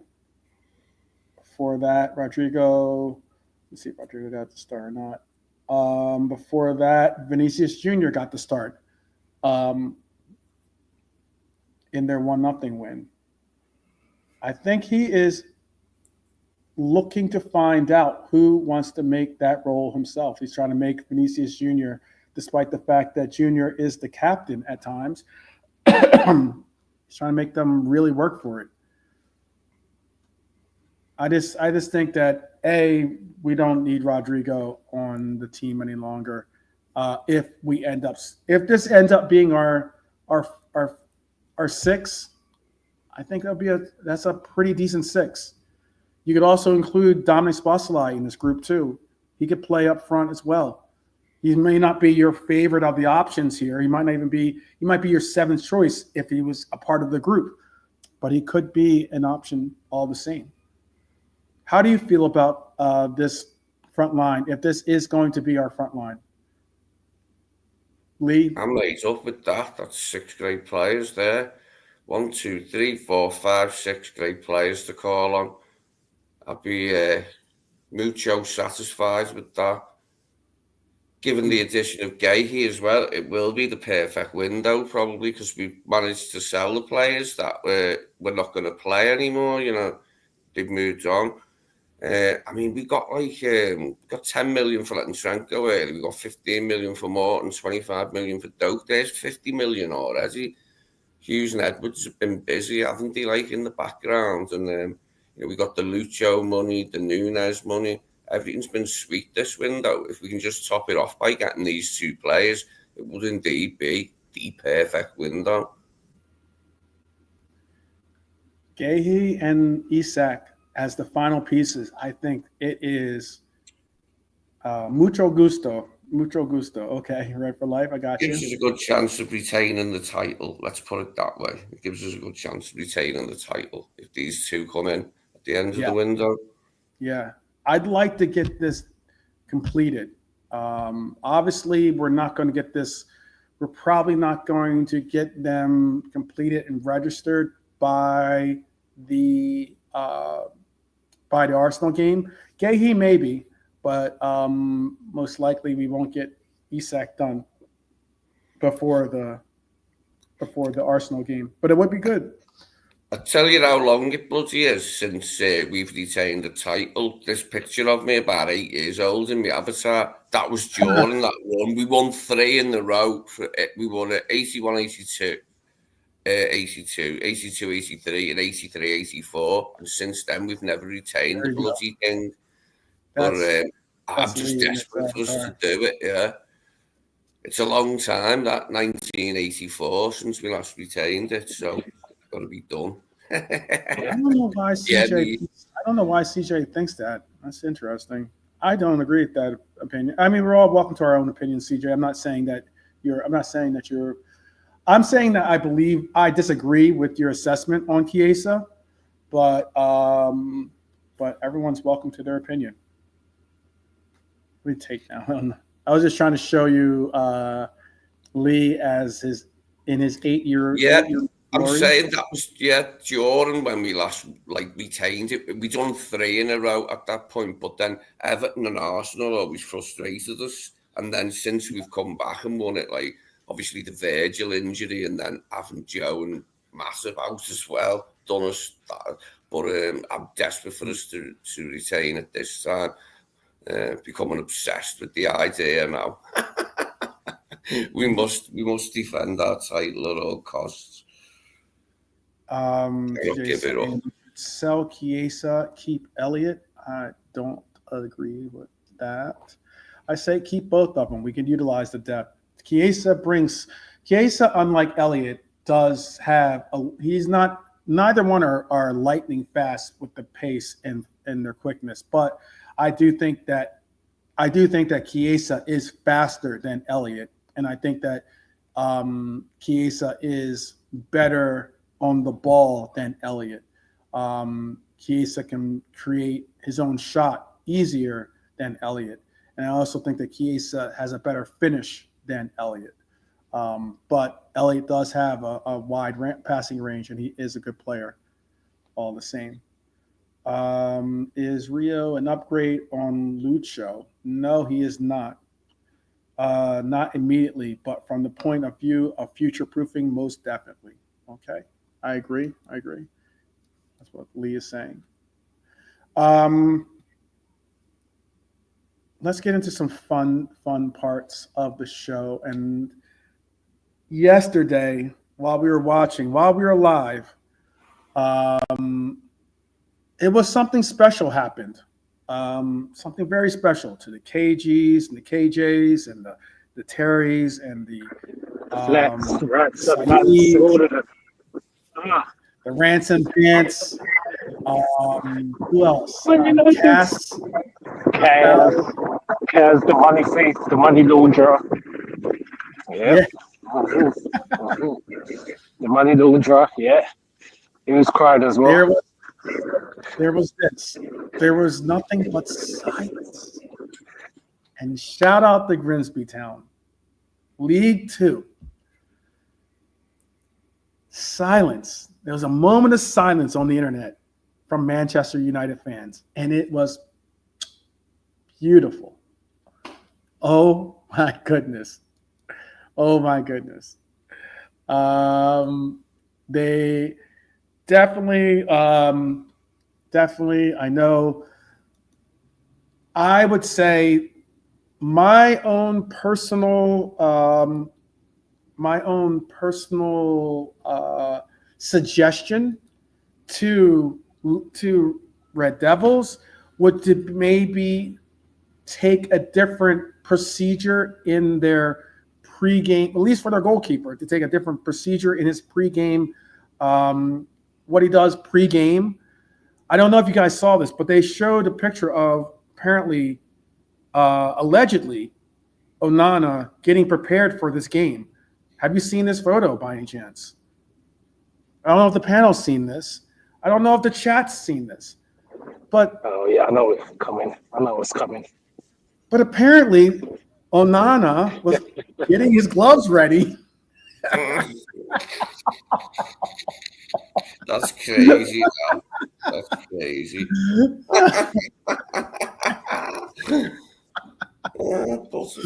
Oh man. We all have our different techniques. I don't know if that's I can't believe it's not butter. I don't know if it's parquet. I can't believe it's not real. I want to believe it's real. That's weird. That was in before the Grimsby game. Oh, but and their fans went into bad meltdown over the Grimsby thing, didn't they? Yeah, God pity them, like. But, oh man, it's where they are right now, isn't it? Yeah. Grimsby, bloody hell. Oh man, I saw Saeed possibly saw this and reacted the way he did. Saeed threw on his glasses and put on his cover up or something like that. I was like, oh my goodness, this is how. Yeah, well done. Hey, get him out, Ruben. This is an absolute disgrace. This is an absolute disgrace. United were in the mood. They all lost it, didn't they? There was a load of them losing it. Like, oh man, big up Tom. Most of them were saying, I'm done, or something like that. We're going, I'm done, it's finished. I don't know what they mean exactly there, what they're going to stop watching football. But apparently it's finished anyway for some of their fans. They're done.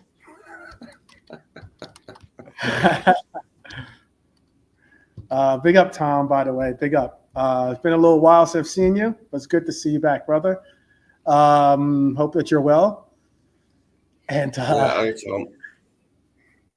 Oh man, but it makes sense. It does make sense. We actually, I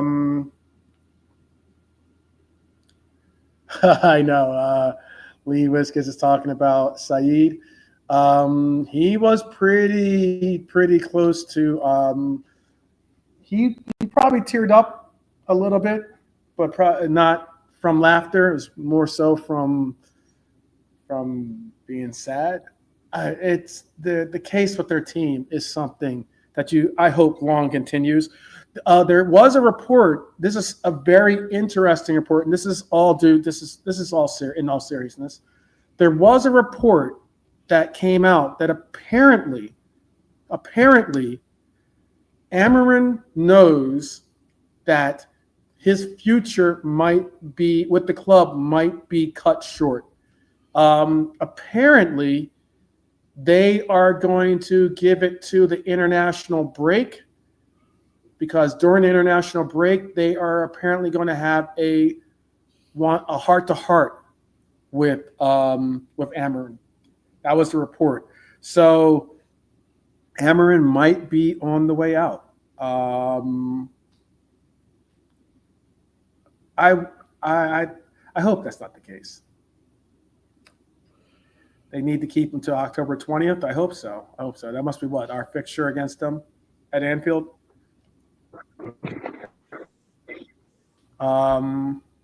Yeah. Manchester United have No. What? No, let them stay a little bit longer. More, man. Not yet, man. Nah, man. Pick up Ruben. There you go. Yeah, each and every time. Ruben Amarin, all day, every day. They call him. Some are calling him Scammerim. They call him Scammerim. That is Ruben Amarim job. Might be they're just trying to figure his sacking payment plan out. It might be, Tom. It might be. Crapperim. That's horrible. That's horrible.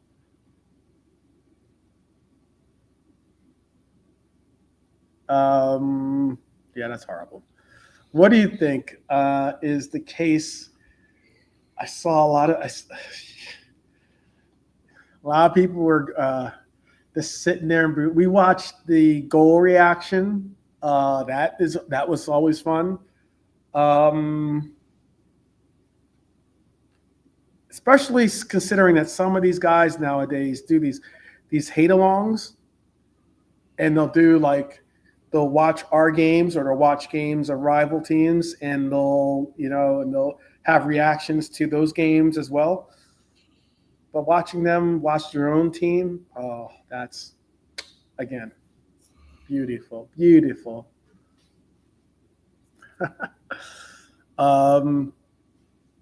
How are you feeling about Manchester United's set of circumstances? Or did you want to maybe talk about, before we bounce out, because we got about 10 minutes left of the show, what were your thoughts on some of the things we talked about tonight? You want to talk about Champions League? Did you want to talk about Manchester United? Did you want to talk about maybe Isak? Or maybe even want to talk about Gahey? What would you like to talk about? Champions League, should we want to talk about Champions League? We've got Real Madrid at home again, and hopefully we can do the same to them again. It'll be interesting because it's Xabi this time, and Xabi himself came here last season, didn't he, in the Champions League with Leverkusen and got a 4-0 tie. It'll be his second time. That's a good. I didn't really think about that, but that will be his second time to return, and I hope that we can do what we did to Leverkusen. Same again, yeah. Yeah, it was an interesting thing the way it threw up the Slot versus Xabi game, wasn't it? And it was a great game. They were in it for most of the game, but we managed to win it 4-0. But it was a tough game. That I was really pleased with that one. I think I liked that one more than the Real Madrid one. Absolutely. I think that was Shout out to Luke Joe. Now he's gone, but that was a good hat-trick. That he was on fire that night. I'm sure Munich saw that and probably it helped them decide to buy him. Yeah, hat trick for him that night.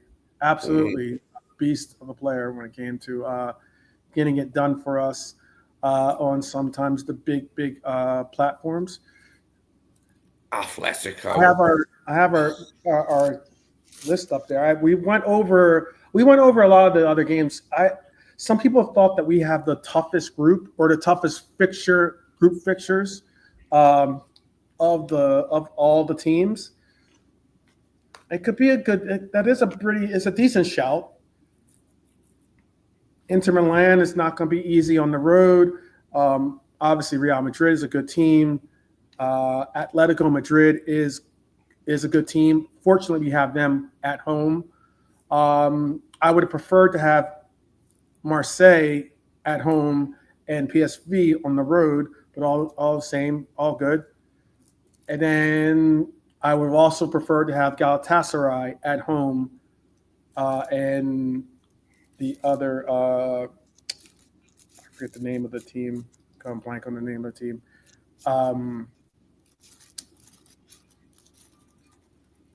Karabag. I don't know too much about Karabag, but they Azerbaijan, I think. But we've got Frankfurt, Atletico. That's going to be a bitch of a game. We are at home, but that's Hugo returning back to his former team. Oh yeah, he had a bit of time there, did he, Hugo? Almost all the games except for Karabag have some connection. Atletico, so you look at it, Real Madrid, obviously Trent, that's an easy headline. Inter, there is history between us and Inter when it comes to our interactions, you know? Not after he paid the ref in 65. It was proved, and that was known in those years, like they did it 3 years in a row. But only got away with it twice. The third year, the ref wasn't having it. Said no. We also have Atletico Madrid at home. It's going to be big because Atletico Madrid is such a great team. Simeone is a really difficult coach to get one over on. He brings a lot of the heat, a lot of the emotions to the pitch, and his players play like it's their last all the time. And also Julian Alvarez will be a player that we'll have to face off against in that matchup. Frankfurt is a return home for Hugo. PSV will be redemption. Hopefully we can beat PSV. It'll be a different setting for PSV at Anfield as we won't have a much adjusted lineup going against them, against a PSV team that tried to embarrass us at home. At their home, at least when we played them. Marseille is a tough grounds to play on. Their stadium is a very, very difficult grounds to play on. I'm looking forward to seeing that. And Galatasaray. Marseille and Galatasaray, two good atmospheres for away games, aren't they? Yeah, it'll be fire. Yeah. And Galatasaray should be big because they have the player that was supposedly going to be our first acquisition. In the summer. Ozzy? Is his name Ozzy? Yeah. Men.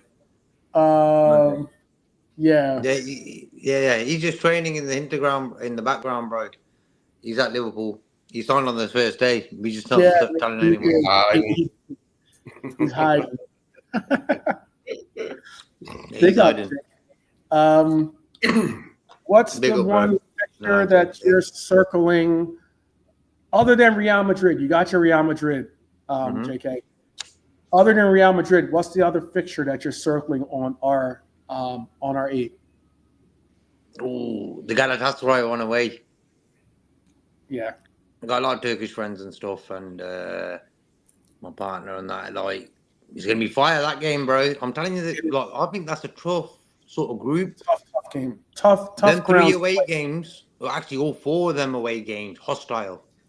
Inter, Frankfurt, Marseille, and Galatasaray all hostile. The 2 games there on the right, PSV, and what's that other team, bro? The one with look like a teddy bear in there. Karabakh. Karabakh. So they're the 2 easy games at home in the group. The rest are all Yeah, sort of the games, last bro. 4 are from group 4. Like, so the pot 4 4 has the least, the easiest of opponents. Pot 3 is that is PSV Marseille. Pot 2 is Atletico Madrid and Frankfurt, and then pot 1 was Real Madrid and Inter. Yeah. Are you happy with it? I'm okay with it. I think it's a little bit. It's fire. It's going to be fire. Every game's going to be. You know what I mean? Because like you were saying about Marseille, they're proper hostile there. Galatasaray as well. Frankfurt is going to be like. That's what I was saying. The game against Newcastle. I hope the players have learned from that fixture because that was noise. That game. It's going to be good for them. They need more of that to get ready for these games coming up. I think Sunday's going to be loud. So that will give them an international break. And then the second week, 16th of September, is when the Champions League starts. I think this weekend they fix up the dates, don't they? Who's playing who, when, and that. No, the dates are set. The dates are set. Oh, okay. Who we got first then, bro? Okay. Hold on. Let me pull up the dates then for you. Give me 1 second. Obviously, it's PSV home or something, or Karabakh. Get 3 points on there. That'll be good. I'll pull them up for you in a second. I knew we'd get Real Madrid. I just knew it. Yeah.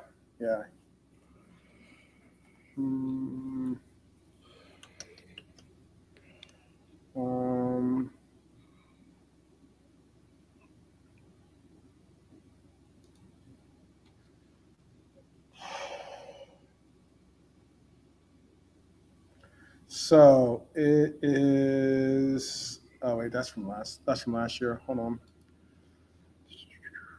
I did see that they had our fixtures set as to who we were going to play, the dates. I did see one that had that set up for us. Yeah.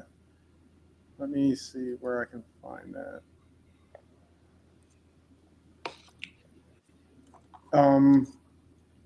Hopefully it doesn't get my thing choppy.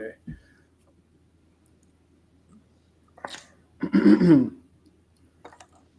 right, Champions League. But for me, we were talking about it earlier. The Champions League process now is so diabolical in the way it's sort of put together. I don't like it. I like the old school group of 4. Same, 100% same. You know what I mean, bro?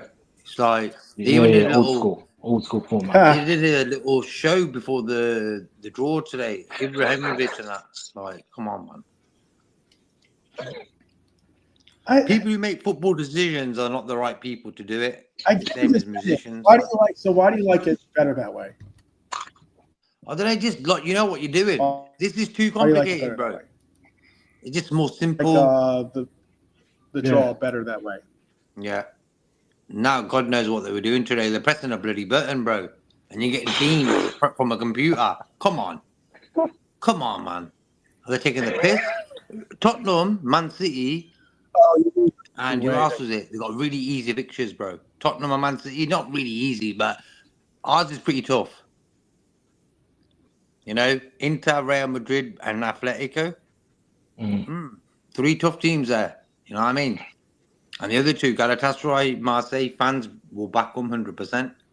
Tottenham, Man City. Man City's is a joke as well. But I'm not into this computer pressing a button, Kahaka pressing a bloody button to get the pictures up. But we get it, bro. The price is right or something. You know what I mean? Yeah. You can't trust a bloody computer to do that.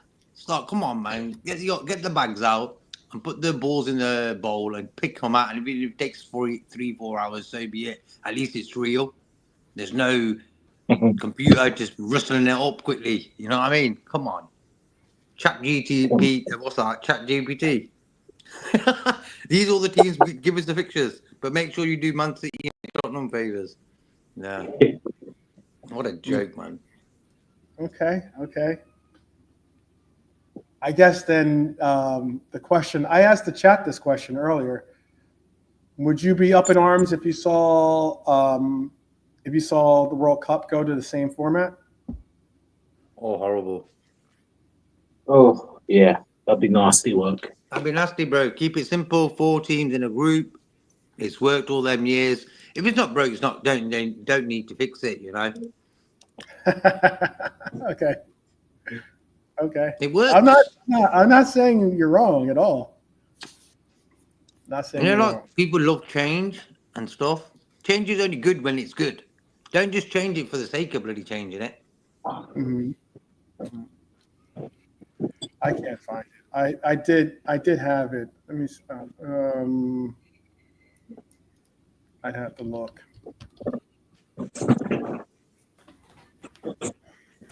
I'll look one last place. It might be somewhere. It might be in my notes still, but I did have the dates, or at least the proposed dates of the games. I did see one that had the dates put on there. I think having a home game, Carabao or PSV, I'll be happy with that. Yeah, that'd be good. That'd be definitely good. Let's see if I can West find League it. is good. Yeah. Red Armchair. Hope you're cool, man.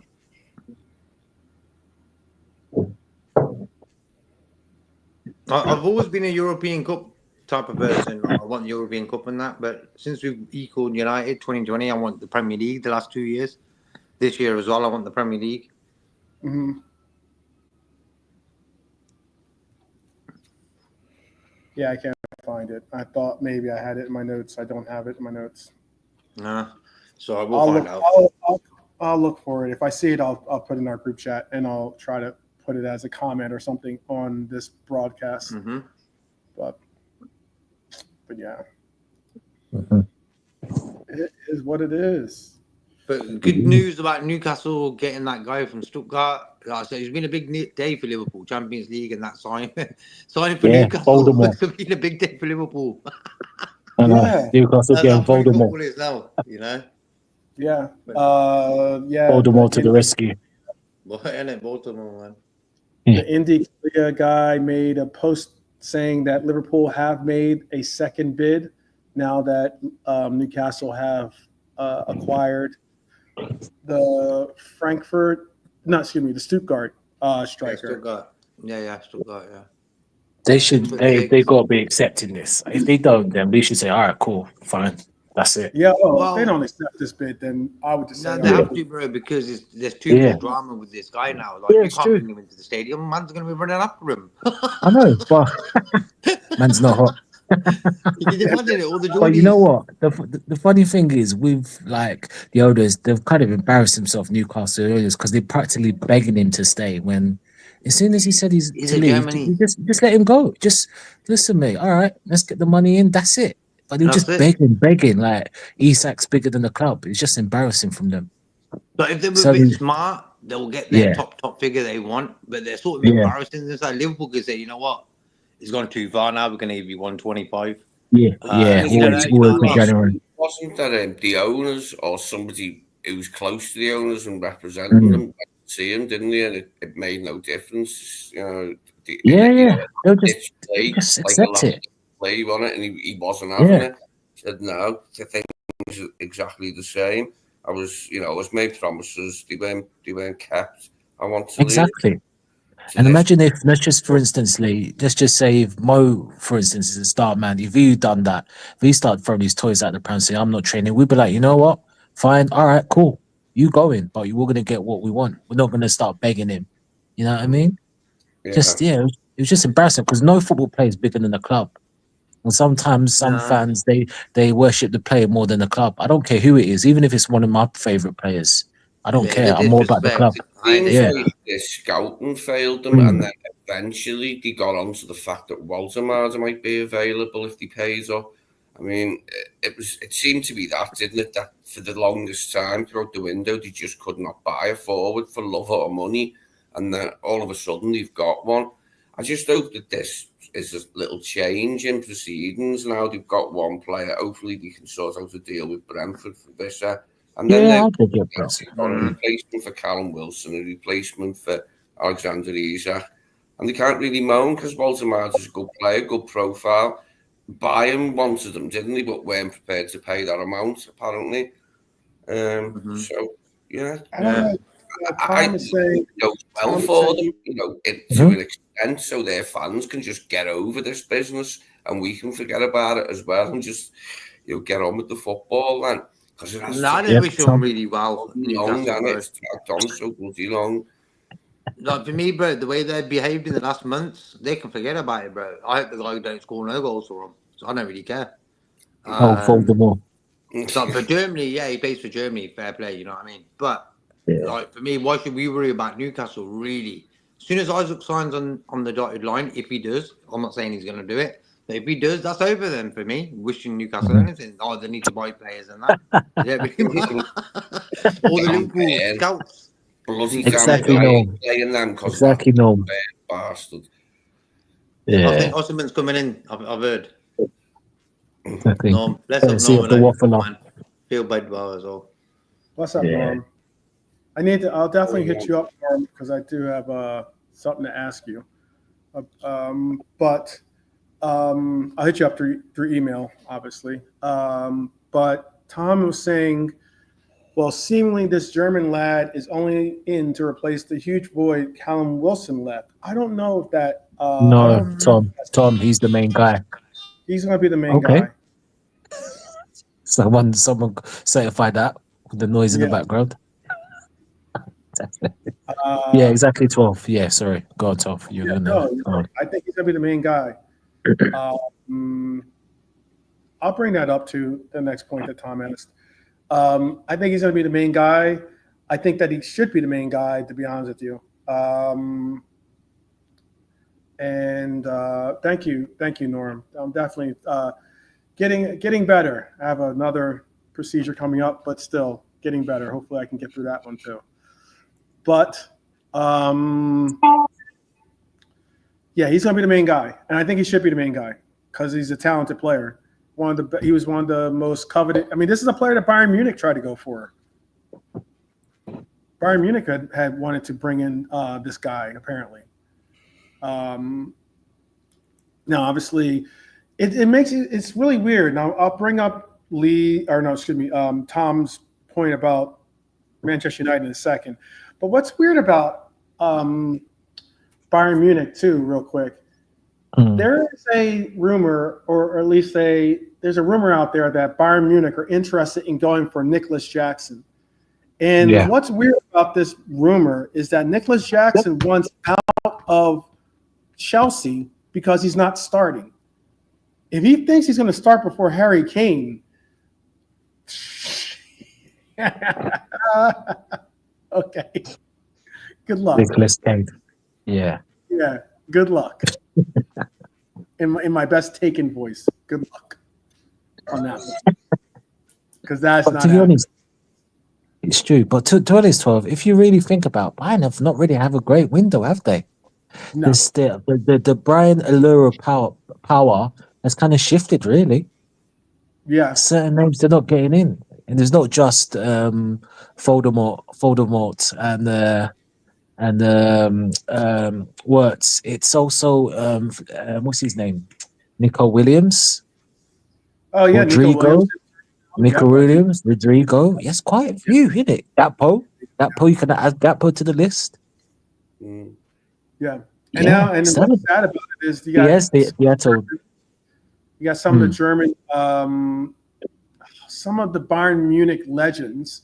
There's one story by I forget who it was. I'll have to pull it up, but I'll do a quick research on it. But there was a German Bayern Munich German legend that was throwing mad shade towards Lucho, actually saying he's not worth it, and saying a lot of what you just said, which is a lot of maybe some of the luster of Bayern Munich has fallen off because Lucho isn't the standard that they need. I don't know. Yeah, he overpaid for Lucho. Lucho's a good player, and that's no questions about it. But they overpaid for him, and if Lucho probably wasn't buying, if Barcelona had money, he would have gone there. Obviously, he just wanted to get out. So yeah, I mean, it's funny that I'm That enjoying was it. I'm the enjoying deal it. I'm most proud of from the point of view of getting the most money, because once it was known that he was leaving, it's like, all right, Yeah, get the money you can, and he bloody well did. So It was a great deal for us, wasn't it? At Lucho's age, to get that fee, and from Bayern. he might not be a legend for them. He played for us too, though. This player that wrote the article, or at least was quoted in the article. I'll put the name in the chat for you guys. or former player. Yeah. Yeah. Oh, I think I know who it is. Yeah. I thought so. Yeah, he does a lot of articles with German the TV, and I think Irish TV as well. Oh, yeah. Yeah. Well, it was weird. A lot of there was weird remarks that are coming out. Another player, this guy was a big name for them. He wrote. He was quoted in an article too, throwing shade towards the Lucho deal. Yeah, I read it. Mateus. Yeah. Legend in the game. Yeah. Think that he was worth it. I mean, Lucho's only been one of their most consistent scorers since joining the team. Go figure. Yeah. What did you think about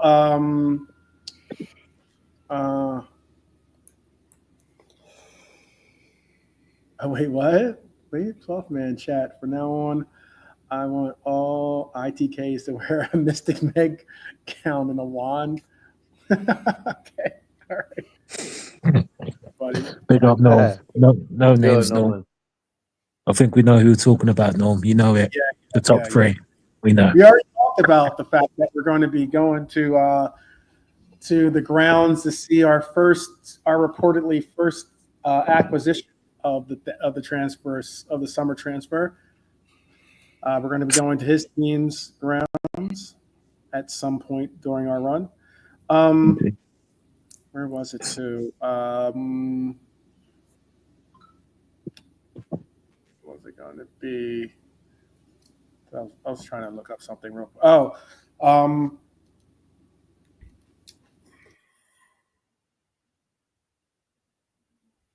Sorry about that. I had a sneeze. Didn't want you guys to see me sneezing. The question Tom had was, did anyone discuss why United's new striker, Sesko, was number 10 on penalties? I'll tell you right my opinion as to why. Because he was hiding. He was hiding. Sesko's not about that smoke. Come on. I have no idea why your striker is the 10th, like as in if you think you're going to get, that means that the last player before you get to most likely your goalkeeper is your striker taking a penalty kick. That says volumes about what you've got going on in confidence. You think that the last thing you want to do is have him do is mess up, I guess you could say. Because that's sad. That's sad. What are you guys thinking about what Tom had to say about Sesko being 10th on the list there? Again, it's I mean, yeah. Peekaboo. Sesko, I see you. Right? Because it could be a number of things. It could have thought, you know what, they do it in 5, but yeah, he was shook. He thought, if I'm 10, we're gonna win by 5, and yeah, lo and behold. But yeah, there you go.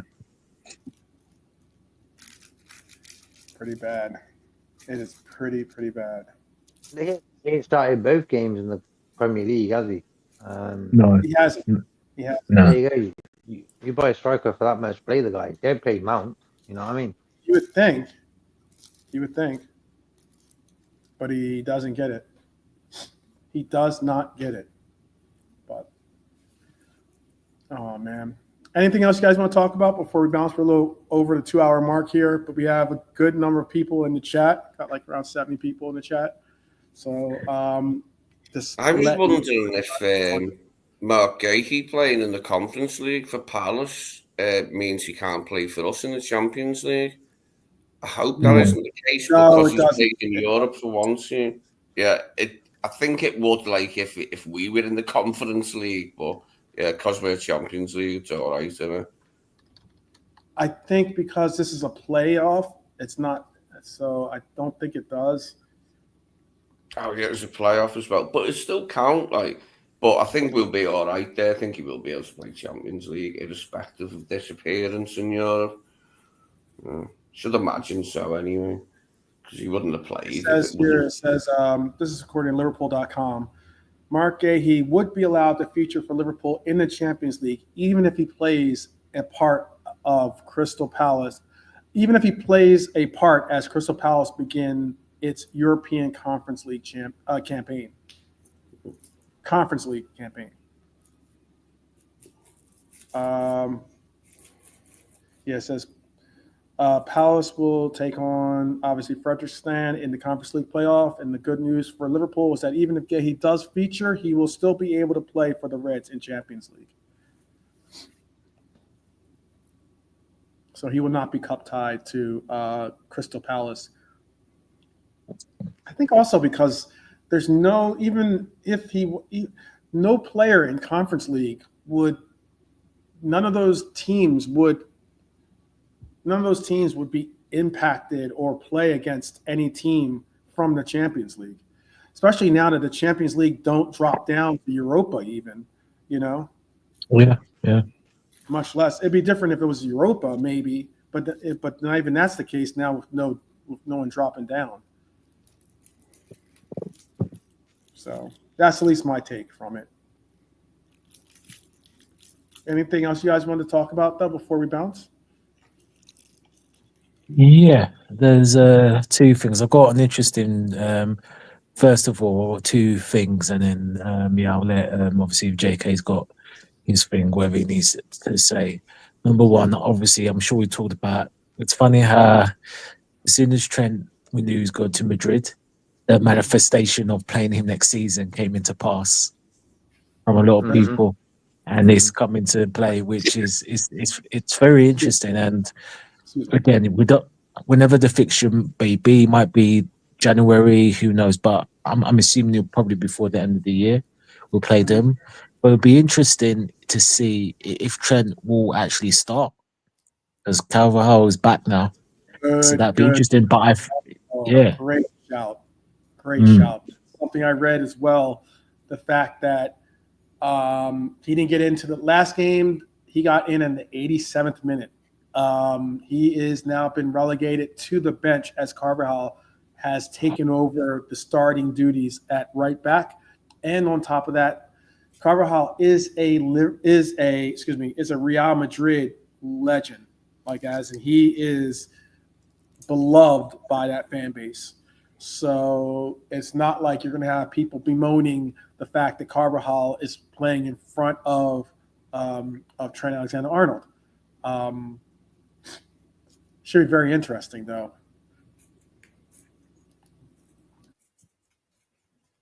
No, 100%. And I was just thinking that, like you said, SSA, he'll play some part of the game, but he'll be interested in what part of the game he'll play. So I think that'll be interesting. I don't know what. Before I make my second point, Lee and JK, what do you think about all that?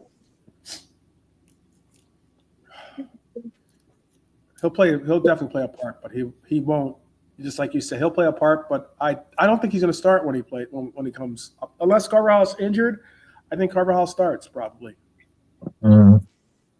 Yeah, same. I don't know much about how it started. I just know that Carvajal's back, and that's bad news for him. But I mean, he's gone there. He's going to get played at some point. He's just got to do himself justice when he gets in the team. He's got to be really on his game, not make any errors.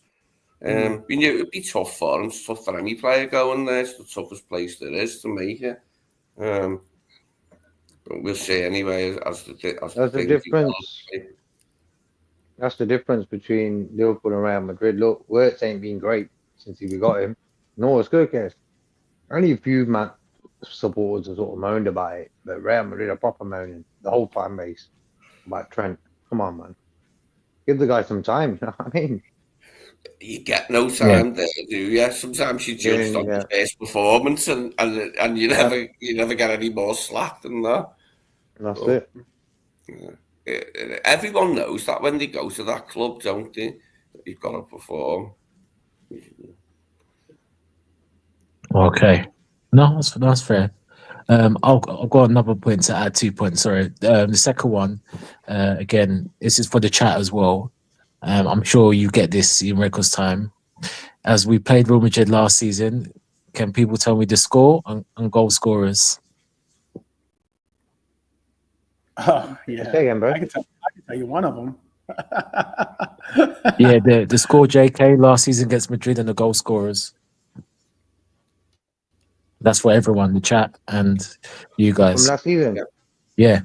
Mm-hmm. It was 2-0 to us, I know that. Lee, you got one of the goal scorers right, and the same for Liverpool. Yeah, I've got one of them. Norm, we got one of them right. Scores right in the chat. It's just the goal scorers. McAllister, wasn't it? Scored. Yeah. That's one. Mm-hmm. Yeah. Salah, wasn't it? Oh, SSB28. Yeah, you've got it right. So the chat has got it right. So McAllister's one. Yeah. So it's header, wasn't it, from Robinson's Bingo. Yeah. Yeah. Like capture, yeah. McAllister finished was ties. He linked up with Conor Bradley really neatly, didn't he, on the edge of the box? Just proceeded into it and buried it. I love that goal from McAllister. It's sweet.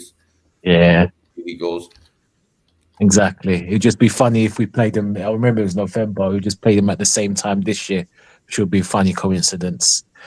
But my last point is just an interesting one. I've been thinking deeply about this, and again, no Liverpool bias aside, and I just want you to think about their careers, what they've done from when they started or you first started seeing them, and now. That's for everyone. The chat.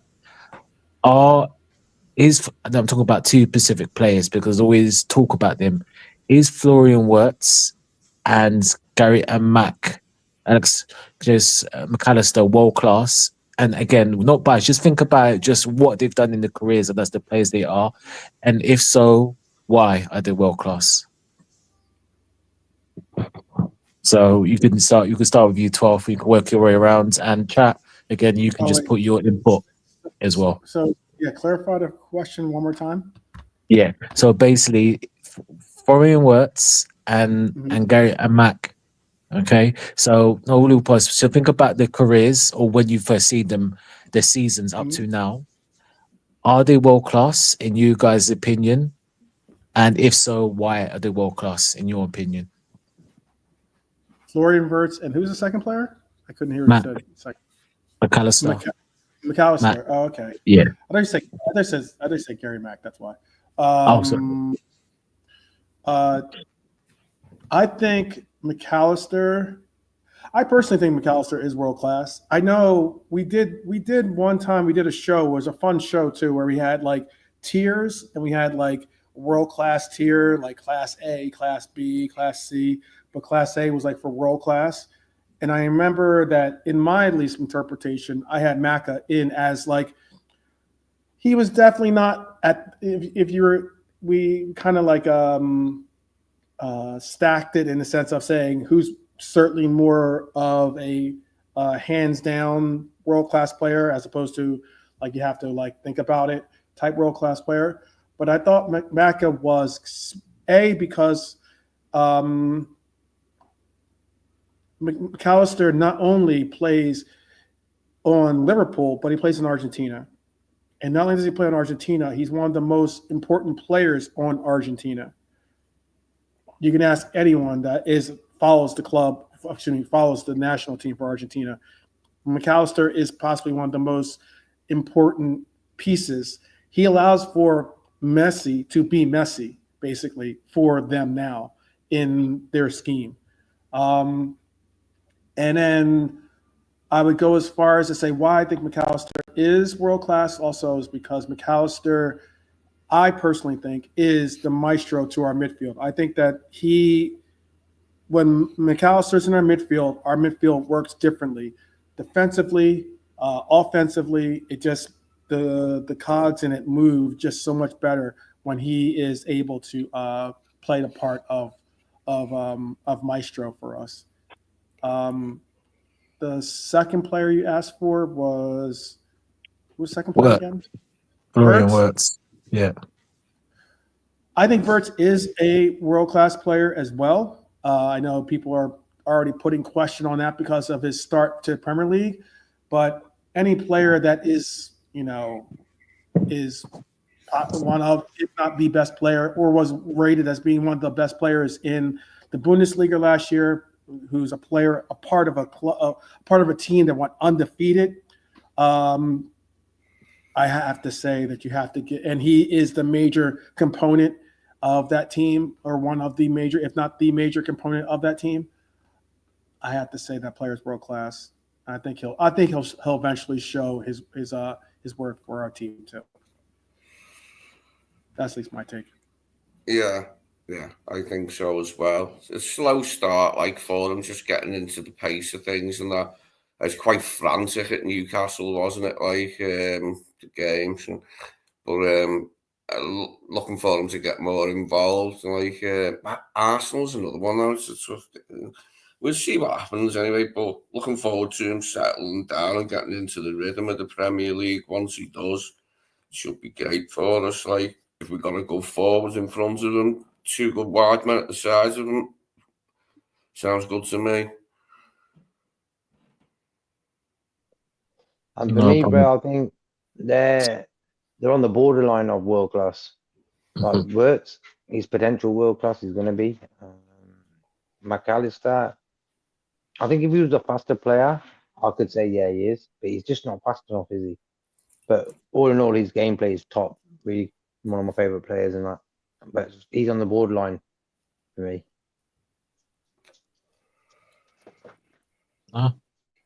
Fair enough. That's not fair enough, guys. Big up the chat. Interesting points in terms of some are not borderline, some are think they're both world class. Lee, what did you say for Alexis Mack? You thought he's world class as well, yeah? Me, McAllister. Yeah.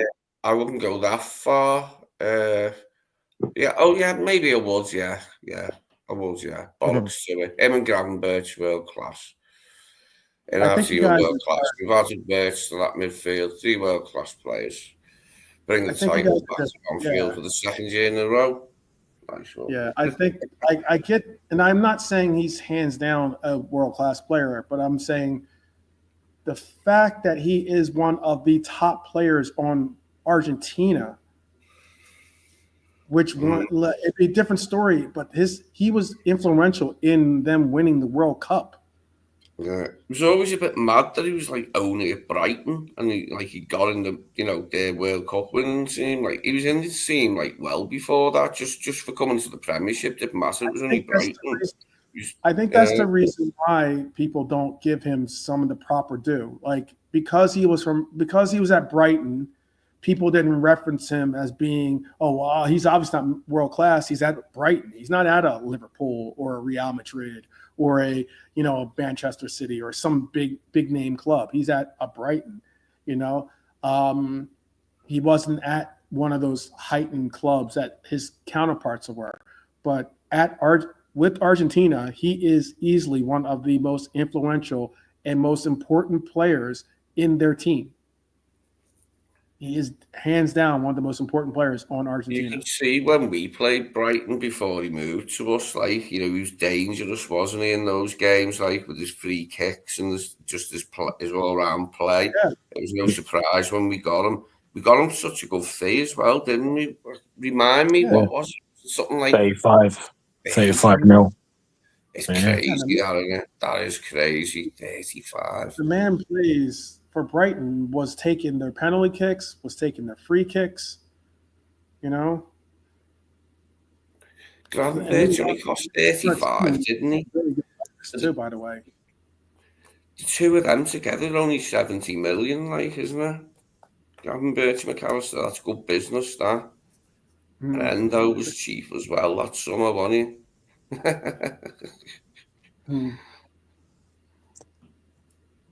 Brilliant. Yeah. Anything else you wanted to bring up? No, that was it. Big up, good interesting point in the chat to see. It's kind of interesting. These players kind of defied where they fall. I don't think we know the quality is just where they fall, but yeah, man, that's fine, man. Big up the chat as well for the answers. Interesting opinions. I mean, it's just all opinion, but I mean, I just think that your play in the World Cup can sometimes influence you getting the Ballon d'Or. You know what I mean? So it obviously has some impact on how people rate you as a player. And I happen to think that Maka is one of the most consistent players for Argentina and is also very influential and important to them as well. I think that's very important. Oh yeah, 100%. You would see someone else starting. He starts for. It's not like he doesn't start for. He starts for Argentina in a midfield that could have other players starting for it, and could be considered world class in other attributes. And that's just like.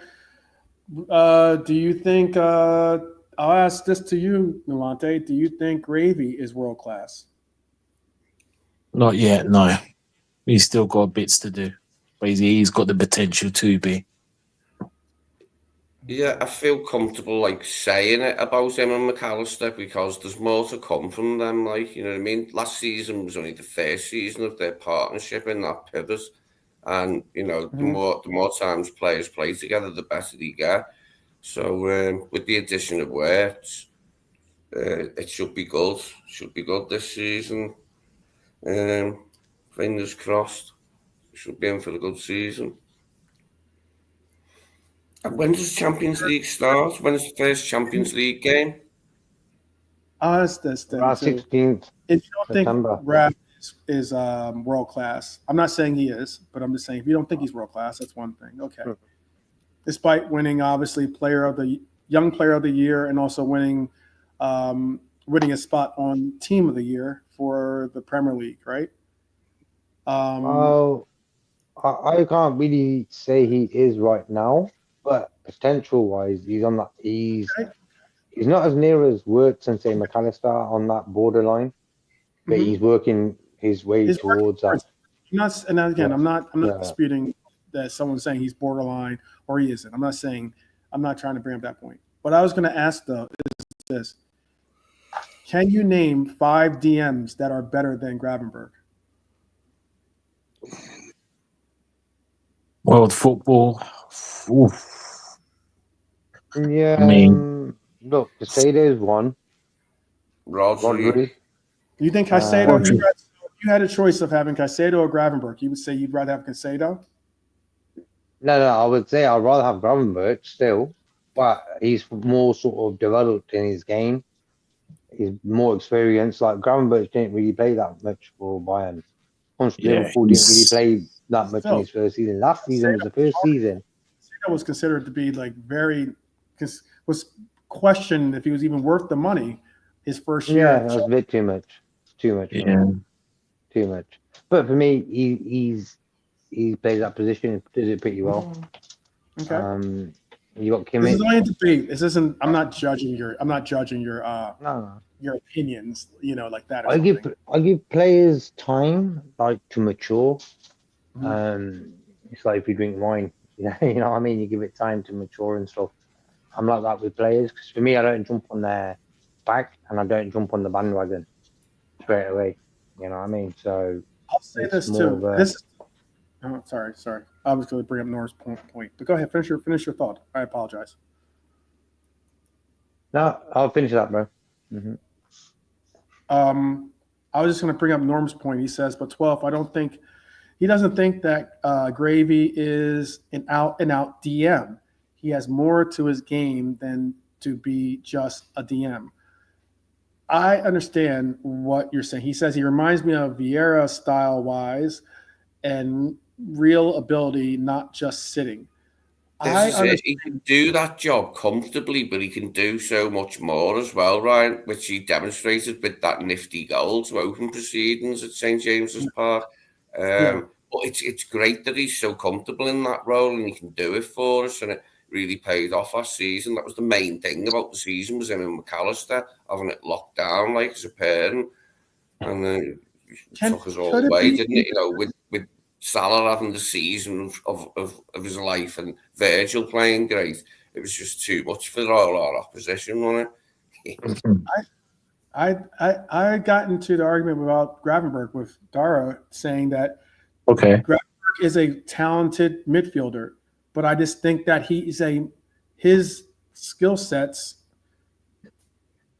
don't outshine who we have as an 8 or as an advanced midfielder. Gravenberch is not a 10.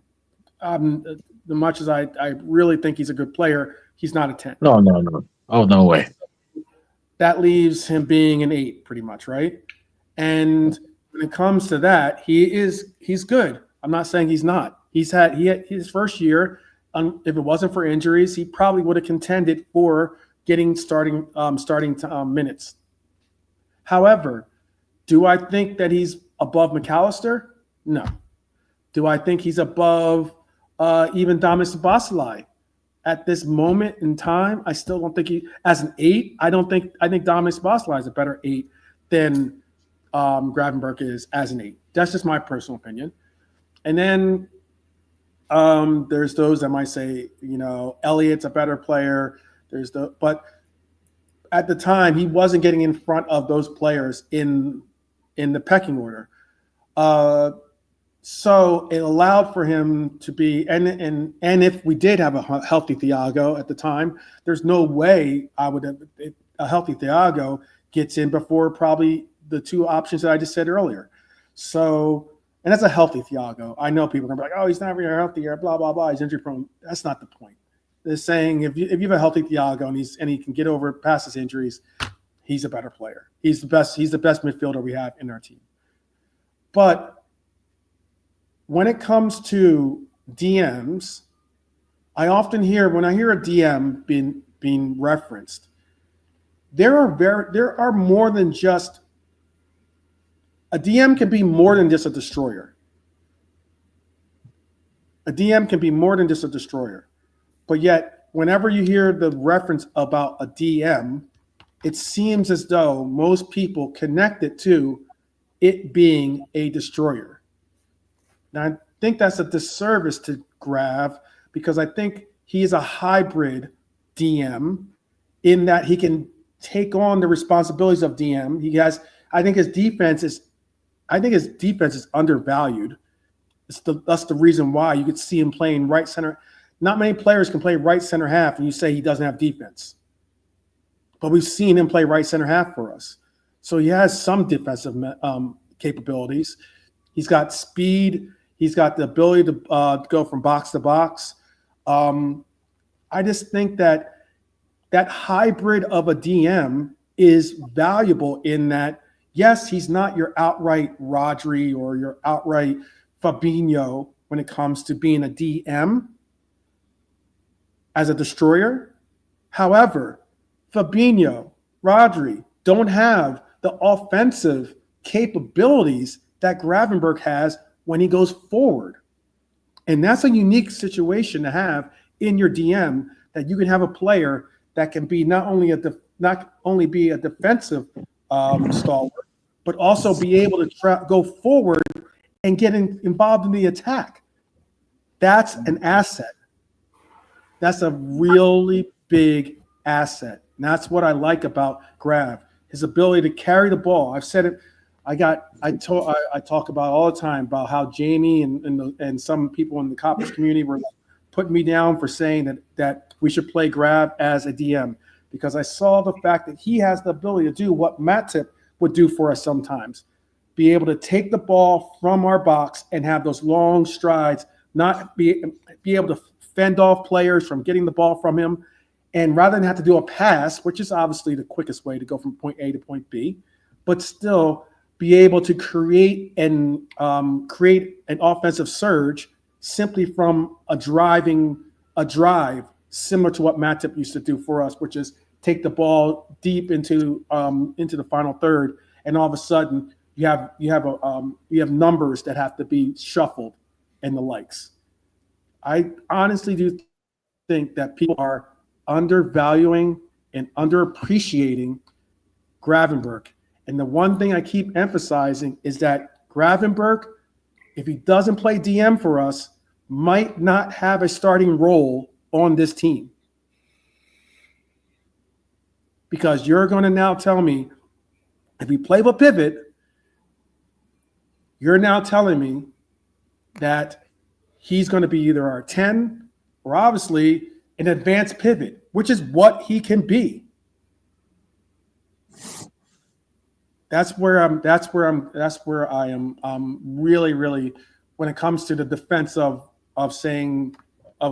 Gravy.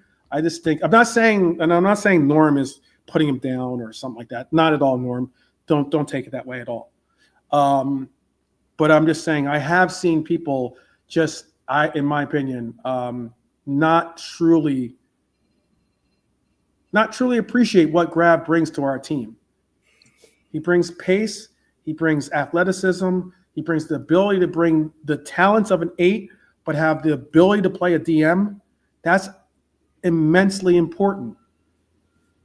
Immensely important for what we need this player to be and what we've seen. And that's why I think he's blossomed into the player that he is.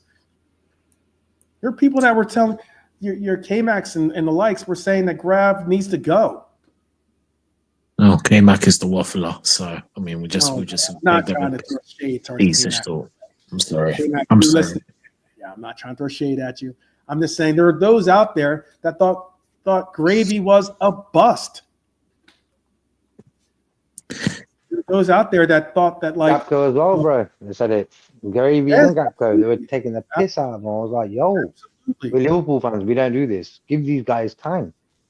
Look at Gravenberch now, bro. I think he had a great season last season. Even on Monday, was it Monday? Yeah, Monday. I think he played sort of well. He wasn't great throughout, but he did his bits and bobs. But he just looks better every game. Yeah, man. Where would you say, JK? Where does Gravy play if not as our DM? Because we obviously plays a 4-2-3-1. Where does Gravy play?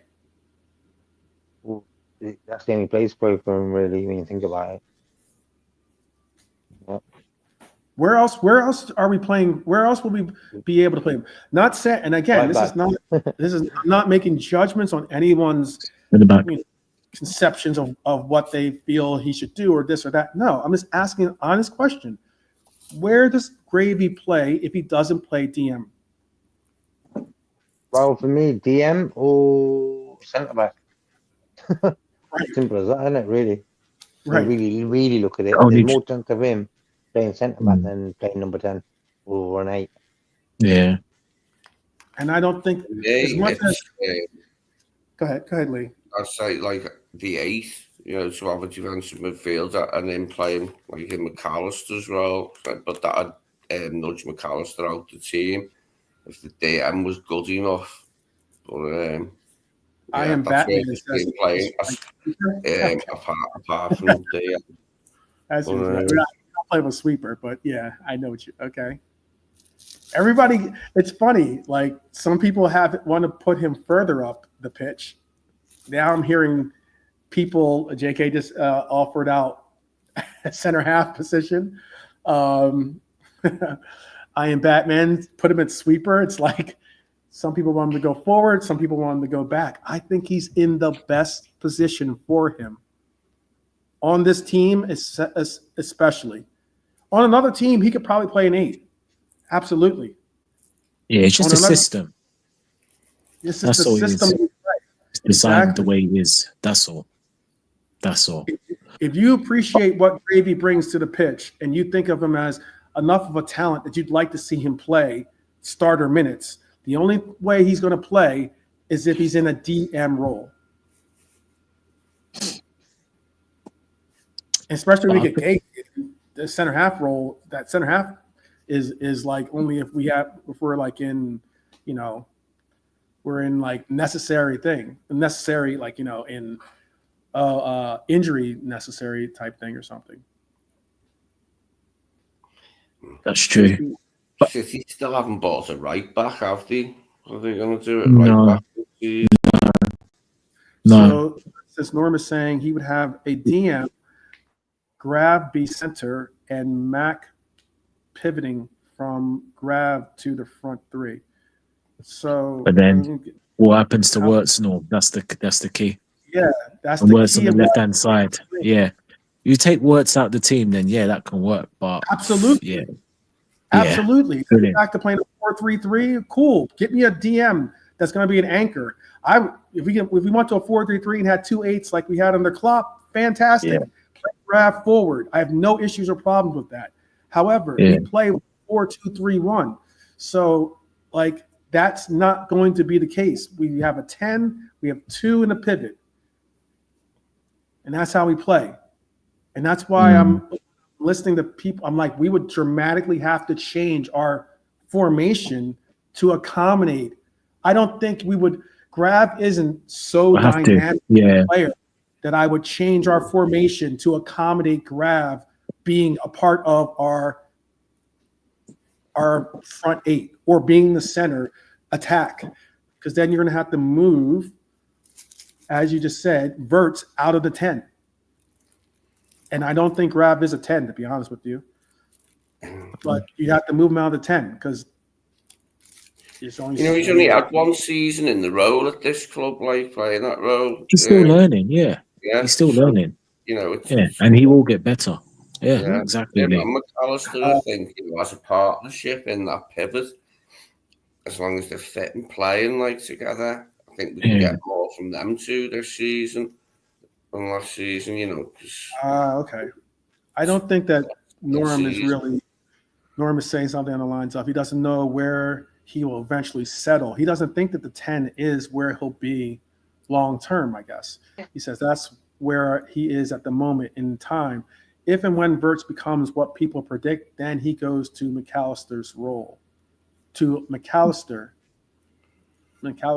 Well, for me, bro, he's the linker. Like when I watched the game the other day, I watched how he ran from the left to the middle, to the right, to the middle, back again, forward. He was dropping in beautiful pockets. Our team weren't clever enough to give him the ball in them pockets. You know, like the way our team sort of orchestrated to give the ball to Salah. They need to do that with Wirtz now. Give him the ball in them positions, bro, and he will destroy teams. It's all about timing now. Him and Kirkes, for example, they ain't really started 100%, you know what I mean? But it's like the way fans moan already. We just spent 116 million on this guy. You think I'm going to really moan after 2 games? You can, tell you, some fans. Learn about patience, man. Yeah. I don't think Norm's not talking about patience. Chelsea. He just doesn't know if he's going to make this is going to be his. Oh no. Norman's like it's true what you're saying because like you don't know where his position is. Why? Because in the 2 games he's played, he ain't been great. Yeah. It's still timing. Yeah. I agree. And then Lee said he'll tell you where he thinks he would be good at. He says he would be good. Where he would be good is in a Bobby style false 9. His hold up is good. He reads the game well. He can turn anyone in.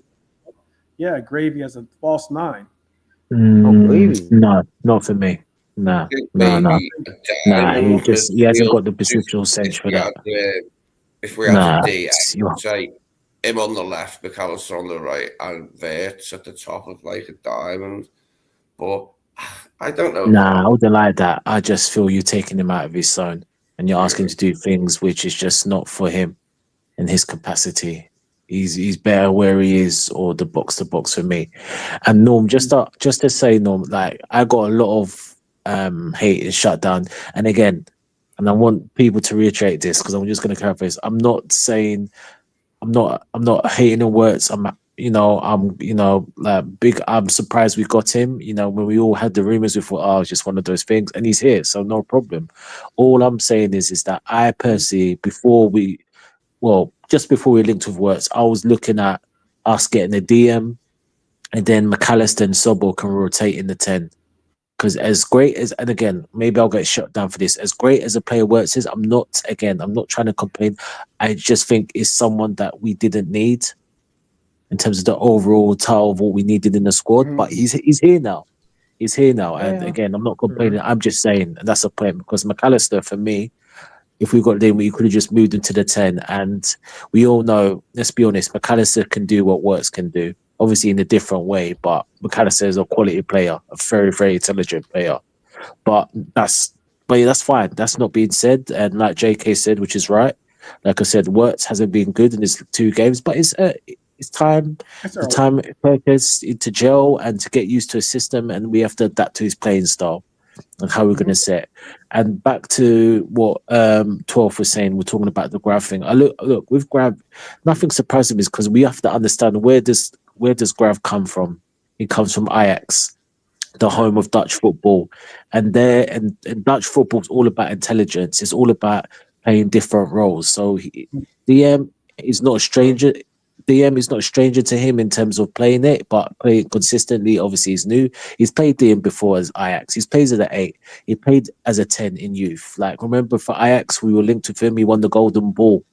The best young player. I forgot what year was it. Was it 21 or 22 for the World Cup? And then obviously Bayern knocked his confidence and messed him about. He's come into Liverpool. He had little niggles, no serious injuries, but then we had our midfield, and he played here and there, and he scored a few goals. What people forget, people will cut, like you said, 12 and JK. People will cuss him saying, "Oh, he's rubbish. He's not strong enough." Like, he was getting moved off the ball a little bit. I remember Mons said, "Oh, Gravenberch is dead. Oh, get rid of him." There's another one saying, "Get rid of him." You know what I mean? I'm going to name names. I don't care. Saying get rid of him. You know what I mean? Like I said, these footballer experts anyway. Like I said, I'm not expert. I'm just saying it. 1 minute they're get this player out of here. Next minute they're like, "I told you so." You're like, "Come on." Yeah. Celebrate. Yeah.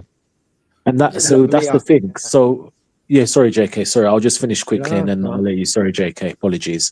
So all I'm saying is that, like, Gravy's not a stranger. He's Dutch controlled intelligence to play in different positions. He has the intelligence to adapt. The only thing is he just has to get better defensively at times, because sometimes he's a bit lacking.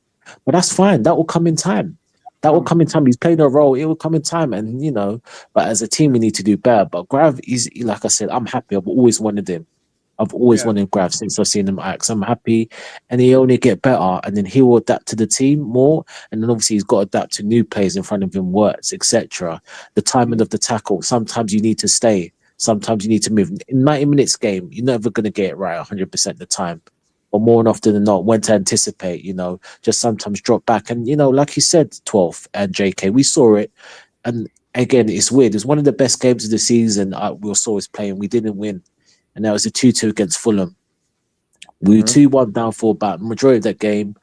Slot, I rated that. He put Gravenberch in centre back, and we still balled that. And they were still attacking the 10. And that's what I want to see from this team. The controlled with the attacking the 10. That was like, yo.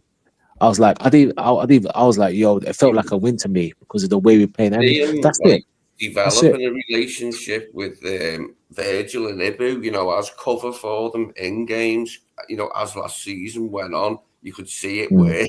You could see it in action, couldn't you? Like, that he is well suited to in that role.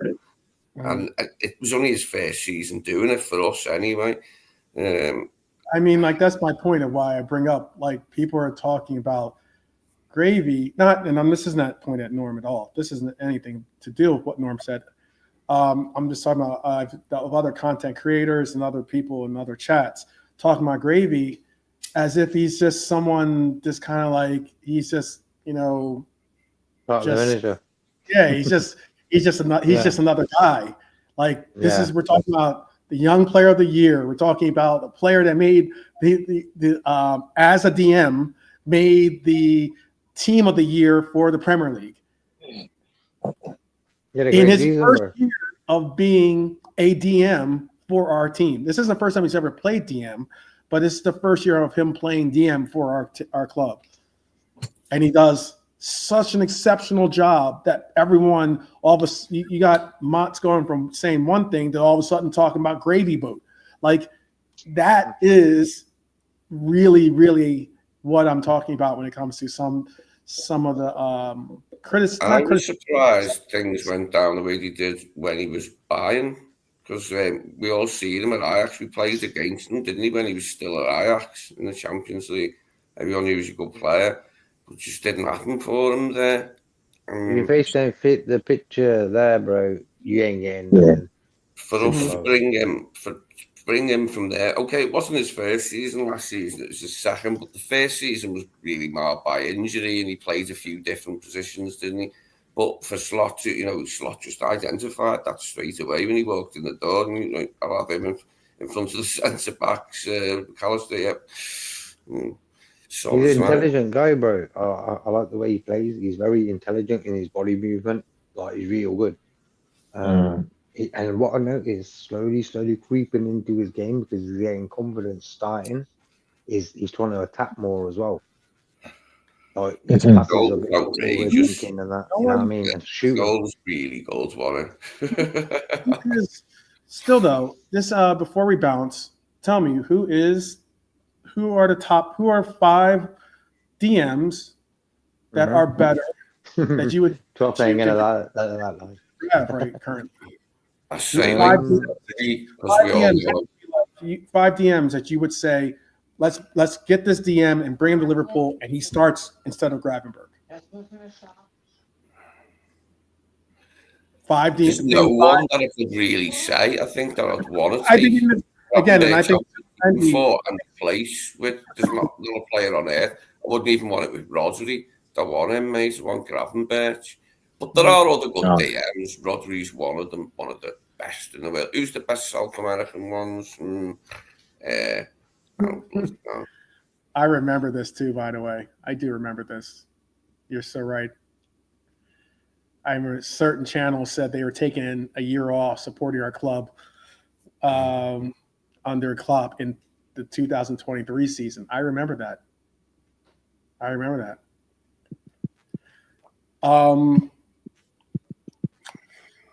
But again, I'm still waiting. Who are the 5 DMs that you bring in and say, Grav, take a seat until we figure out if Verts is gonna work. Take a seat.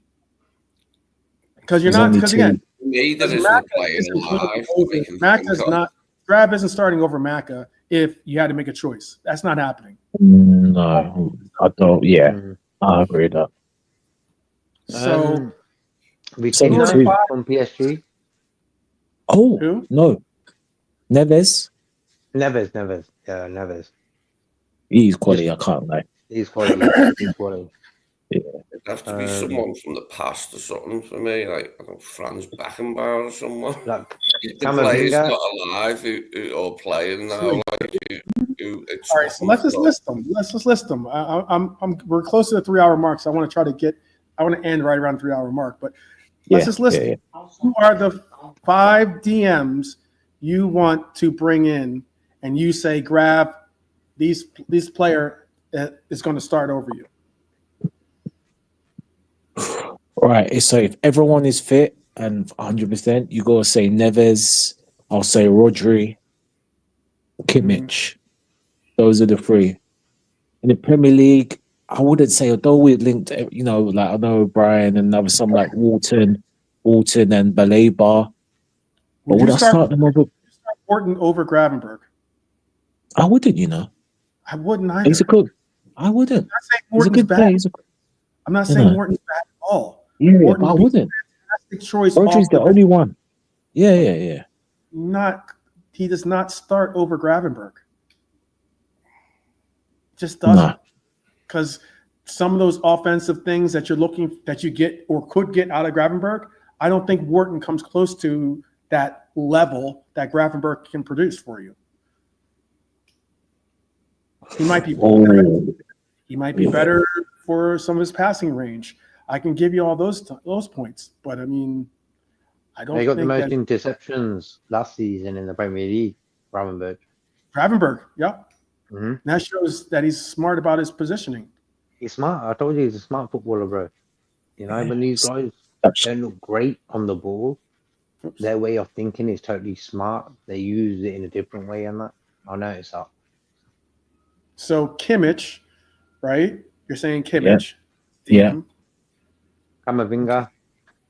No, I mean, not for me. close. I mean, Huh? isn't Kimmich close to ending his career? But okay, Kimmich. Oh, okay. But he's quality though. He's quality. I'm not saying he's not. Yeah.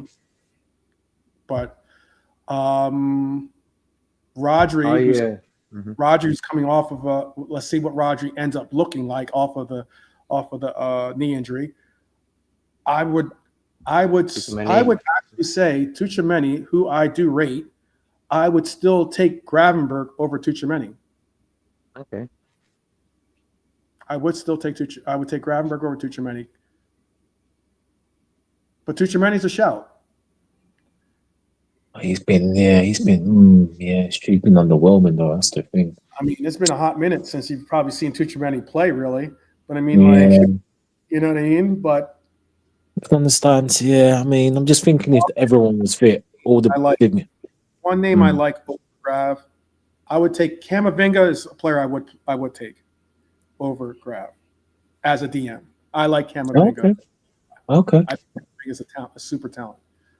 I think Grav brings you more offensively than Camavinga does, but I think defensively, Camavinga might edge out Grav in that category. Mm-hmm. So I'd give you Camavinga. Rodri, obviously, if he's fit and he's healthy and he's back to his world-class status, absolutely.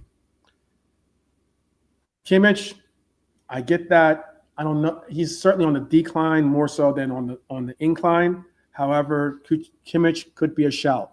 Okay.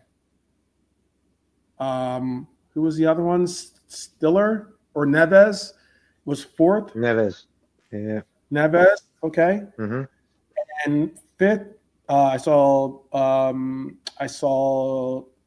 Norm say Stiller. I don't know if Stiller gets over Grav or not. I don't think there's enough proof to say it. Soonest? JK 446. Hey. Oh, I'm sure. Soonest is better than all. Yeah, there you go. I'll give you that, Norm. I'll give you that. I'll give you that one, hands down. But again, Barrios at Atletico Madrid, I guess we'll see. I don't know. No. I don't know about that one. Yeah.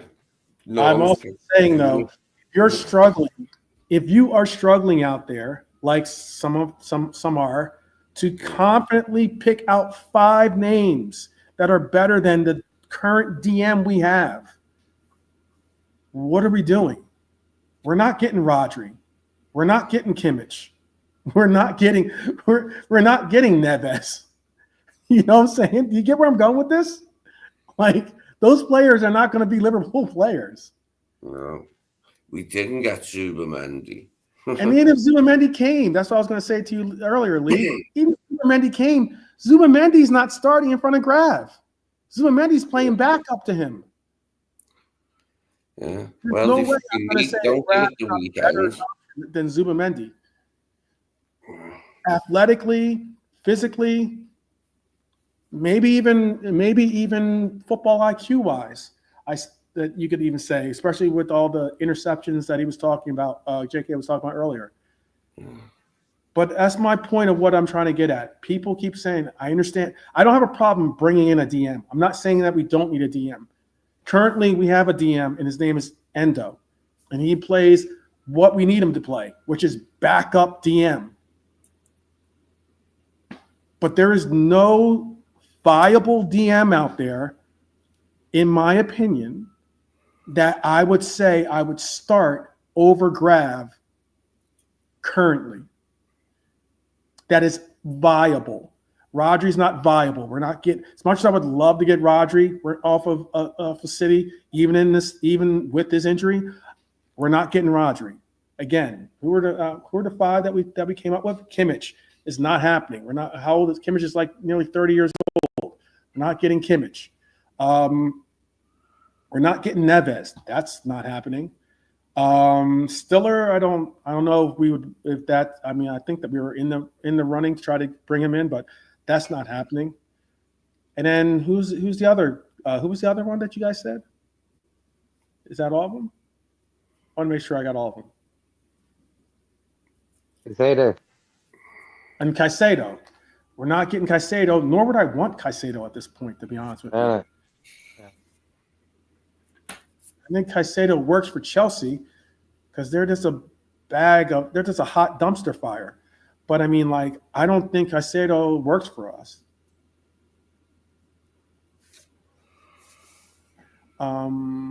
See, as a key to us stopping teams getting from their box to ours so quickly. That's a great question. I will tell you this: it will take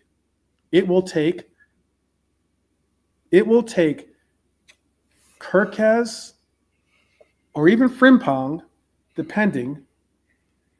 It will take them, and this has nothing to do with our midfield. This is more so, it will take them being able to hold down our back line better defensively than they currently are. I think that what people are missing out on is this, again, these are all just my opinions. You'd have your own viewpoints. I just think that tactically, Kirkez is at Bournemouth was looked at as a player that went forward, got involved offensively, was key to get crosses in. That's why he had 5 assists, I think, last year or something like that. But he was key to utilize his pace and get forward. He wasn't a defensive stalwart. He wasn't as I know people always say, Kyle Walker is really good because he's not only fast, but he's also good at defense, right? He's a right back. It's similar to what people would say when it came to Trent Alexander-Arnold. He's a right back. He's not a right back because he can't play defensively as a right back, But if we're going to go forward, the problem with getting hit on the counters often, we have just Ibu and VVD back as our defensive line. And if we are going to utilize what we tend to do, or what we're supposed to be doing, which is have Ibu, VVD, and then if Frimpong bounds forward, Kirkez shades back to provide that extra coverage on that back line. If Kirkez bombs forward, Frimpong is supposed to shade back to provide that extra preference. And on top of that, if anything, you'll have an extra safeguard being Grav being able to shade back in between the coverage of Ibu and VVD because he's got the abilities of what JK pointed out earlier. He can play right center half. He can play an anchored style or a defensive-minded DM that is tending to shade back.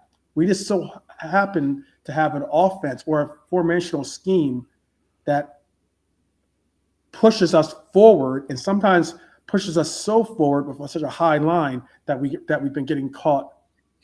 With our hand in the cookie jar.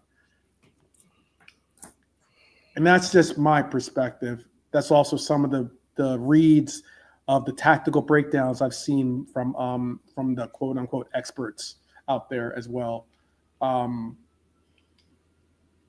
But if we wanted to get someone, I would love to have if you want to have someone, and this is the Norm's question, if you want to have someone that's going to stop or at least be something of a answer to creating a defensive wall in our midfield so that we're not so suspect to the counters. You want to know what it is? We do what Nalante's been suggesting. We maybe, if anything, go to like a 4-1-2, 4-1-2-3-1. I think that's what it is, or something like that. Basically, you have a DM, you have your 2 midfielders, you can still have your 10, you have your 2 wings, and you have your striker. But at that DM role, if you're worried about the midfield and everything else and yada yada, you want someone to clear it up, you put in Endo for now. Because I don't think if we went to that kind of scheme, I don't think it would be beneficial to have Grab in that role because he's got too much to offer offensively. He's too good. He's got too much pace, too much athleticism, too much of a shot on him to be able to go forward with the ball and get lost in the offense sometimes. That's what my opinion is. I've spoken on my soapbox quite a bit, but if anyone else thinks different, you guys can weigh in. Virgil and Ibu together gives us a good base, doesn't it? Like to attack from. Yeah, for me, Ibu sort of lets them 2 down, Gravenberch and Virgil. Realistically, with them 2 there, you should have clean sheets, you know what I mean, bro? So, yeah. And hi to Sonny, Never Walk Alone Fans TV. Hope you're cool, man. Could potentially be Gahey next to Virgil quite soon. Well, they're saying that we put a £40 million bid in. That's what I've heard. You've heard that we put 40 million bid in? Oh, I don't feel comfortable with that, if I'm honest. I really don't. I think it's worth it to get the player. But I mean, will he say yeah? Will he hang on for more? He probably will. Probably want a bit more, won't he? Won't accept an opening offer, 145. Yeah. Let me emphasize this. I am not pick up MM. You guys are hanging with us for quite a bit, by the way. We still got close to 70 people in the chat. Yes. I am not.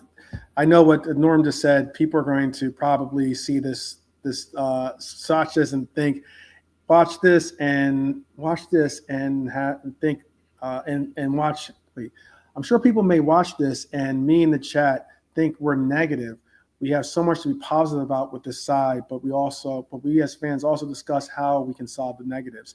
I am not saying, this is not me saying that you're being negative at all. I'm just saying you have a different tactical view of what we should do than myself. I just know that from what I've seen tactically, it is. It's why the episode that I talked to Lee and Nalante about possibly, especially if we get Isak, might be viable. I was asked earlier by Dara. He's not a part of the chat anymore, but I'll still answer it. I was actually weighing over, if we got Isak, maybe we should go to a 4-4-2. I was asked in the chat earlier, I mean, honestly, play with Ekatike and Isak up front and have our wings be Salah and Cody. Midfield Wirtz and Gravenberch. What's that? And then have a midfield of Grav and you would still have to figure out whether you're going to start Grav or Maka. That's the point of what I'm getting at. Oh, so what's the Yeah. Someone's getting the short end of the stick.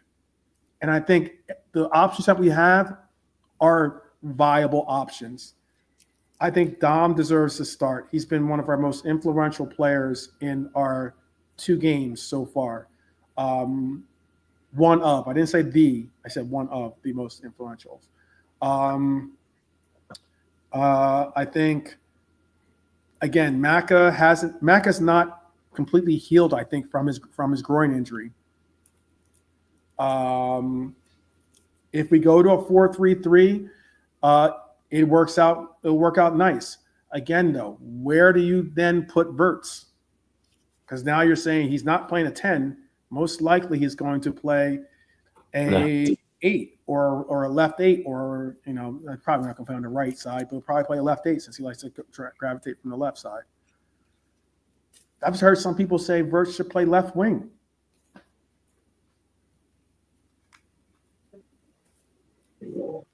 I think one of the reasons why our coach said what he said about not wanting a big lineup is because he's going to have some headaches.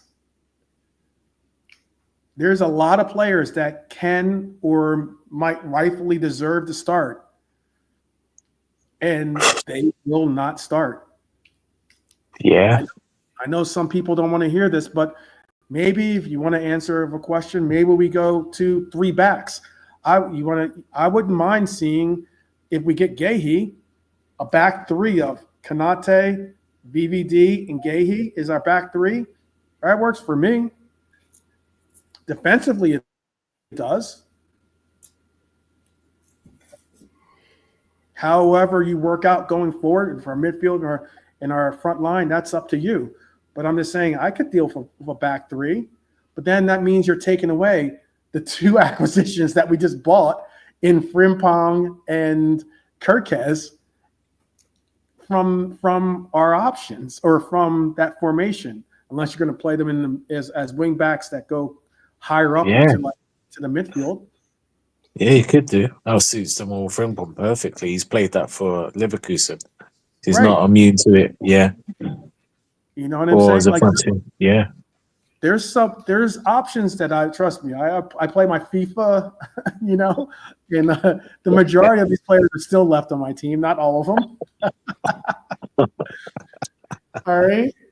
I kept Nunez as long as I could too. By the way, I did, but he's no longer on our team. I try to keep our team as close to as what we have currently as possible with some of my own ideas for acquisitions. Yeah. And I played with multiple formations that work out pretty nicely, I think. 3-5-2 works out nice. You could go with a 4-1-2-3 if you like. You can go with a 4-2-2, right? Yeah. It's a matter of your preference and where you see these players playing. That's where I'm getting at. I'm using all the oxygen in the room by talking so much because I know I am. But I am pretty passionate about it. When it comes to tactics and formations, I love that kind of stuff. That's why I like Football Manager more than I like FIFA.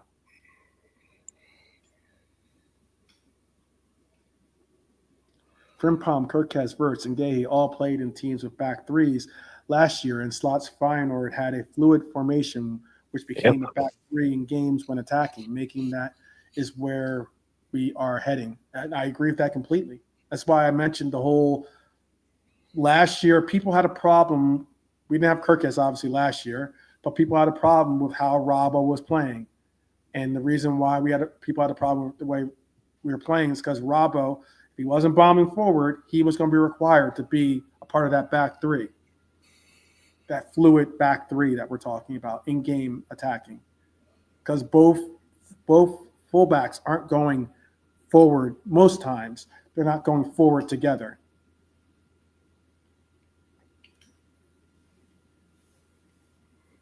But it's just interesting. I find it very interesting because sometimes when people talk about these players or talk about getting this player or getting that player, I'm like, cool. That means someone is going to find the bench, and or someone is going to find the stands.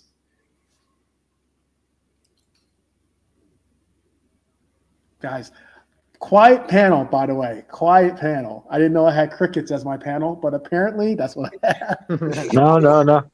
We give you the respect to the host, you know what I mean, bro? Exactly. No, I'm talking to you We're not hog guys. micers It here. was just let you go on one then.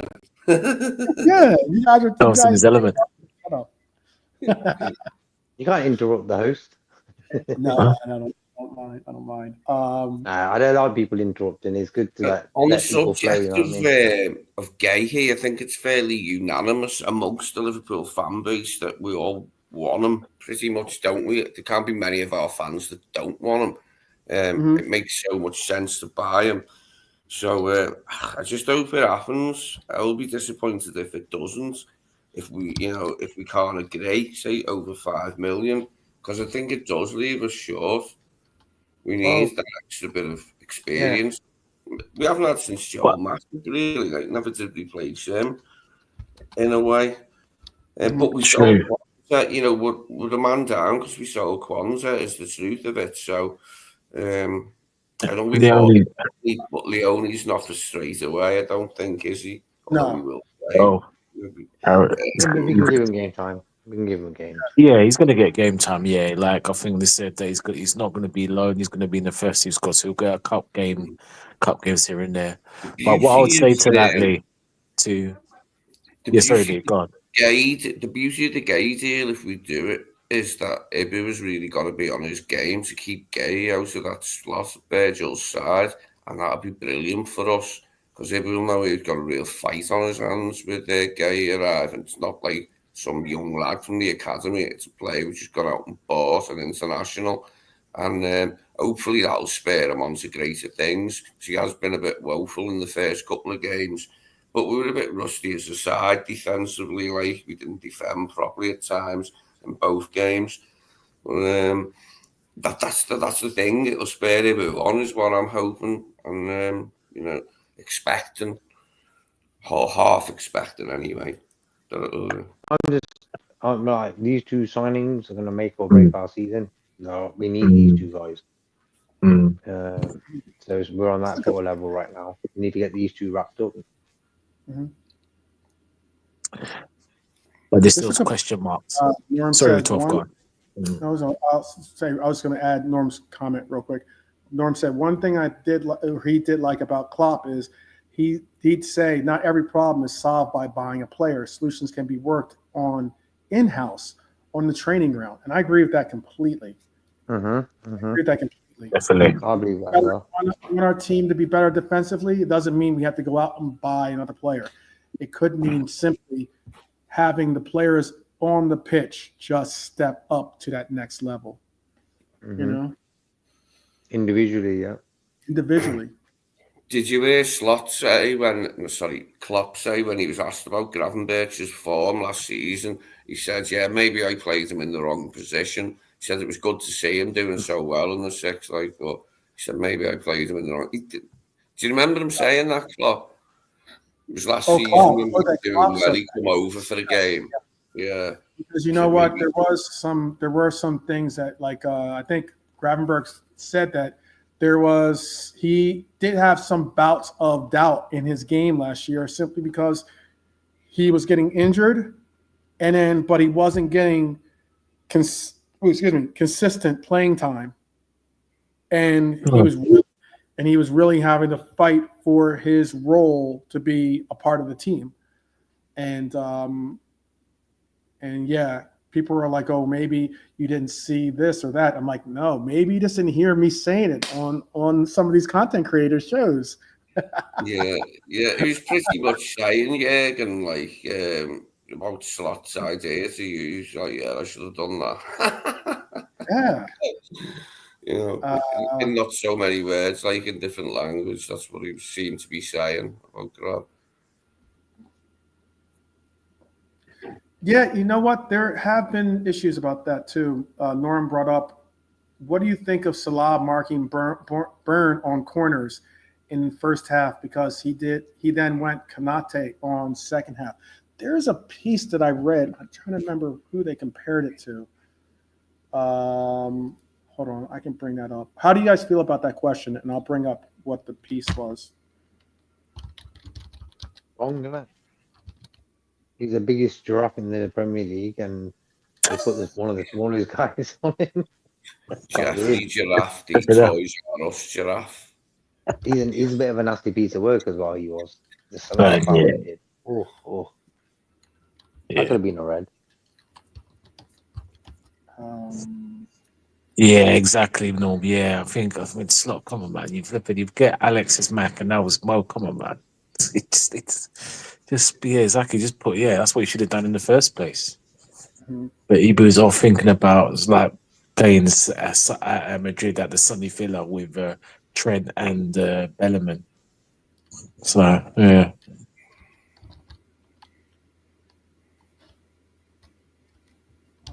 What was it? I'm but trying. Now I got but to in find terms it. of mm, Go ahead. I'm listening. no, I was just gonna say because before Ellie's point, I know Chat TD said in terms of Gay, but there's question marks because number one, I just don't feel comfortable playing with a player 40 mil when we can get him for next year.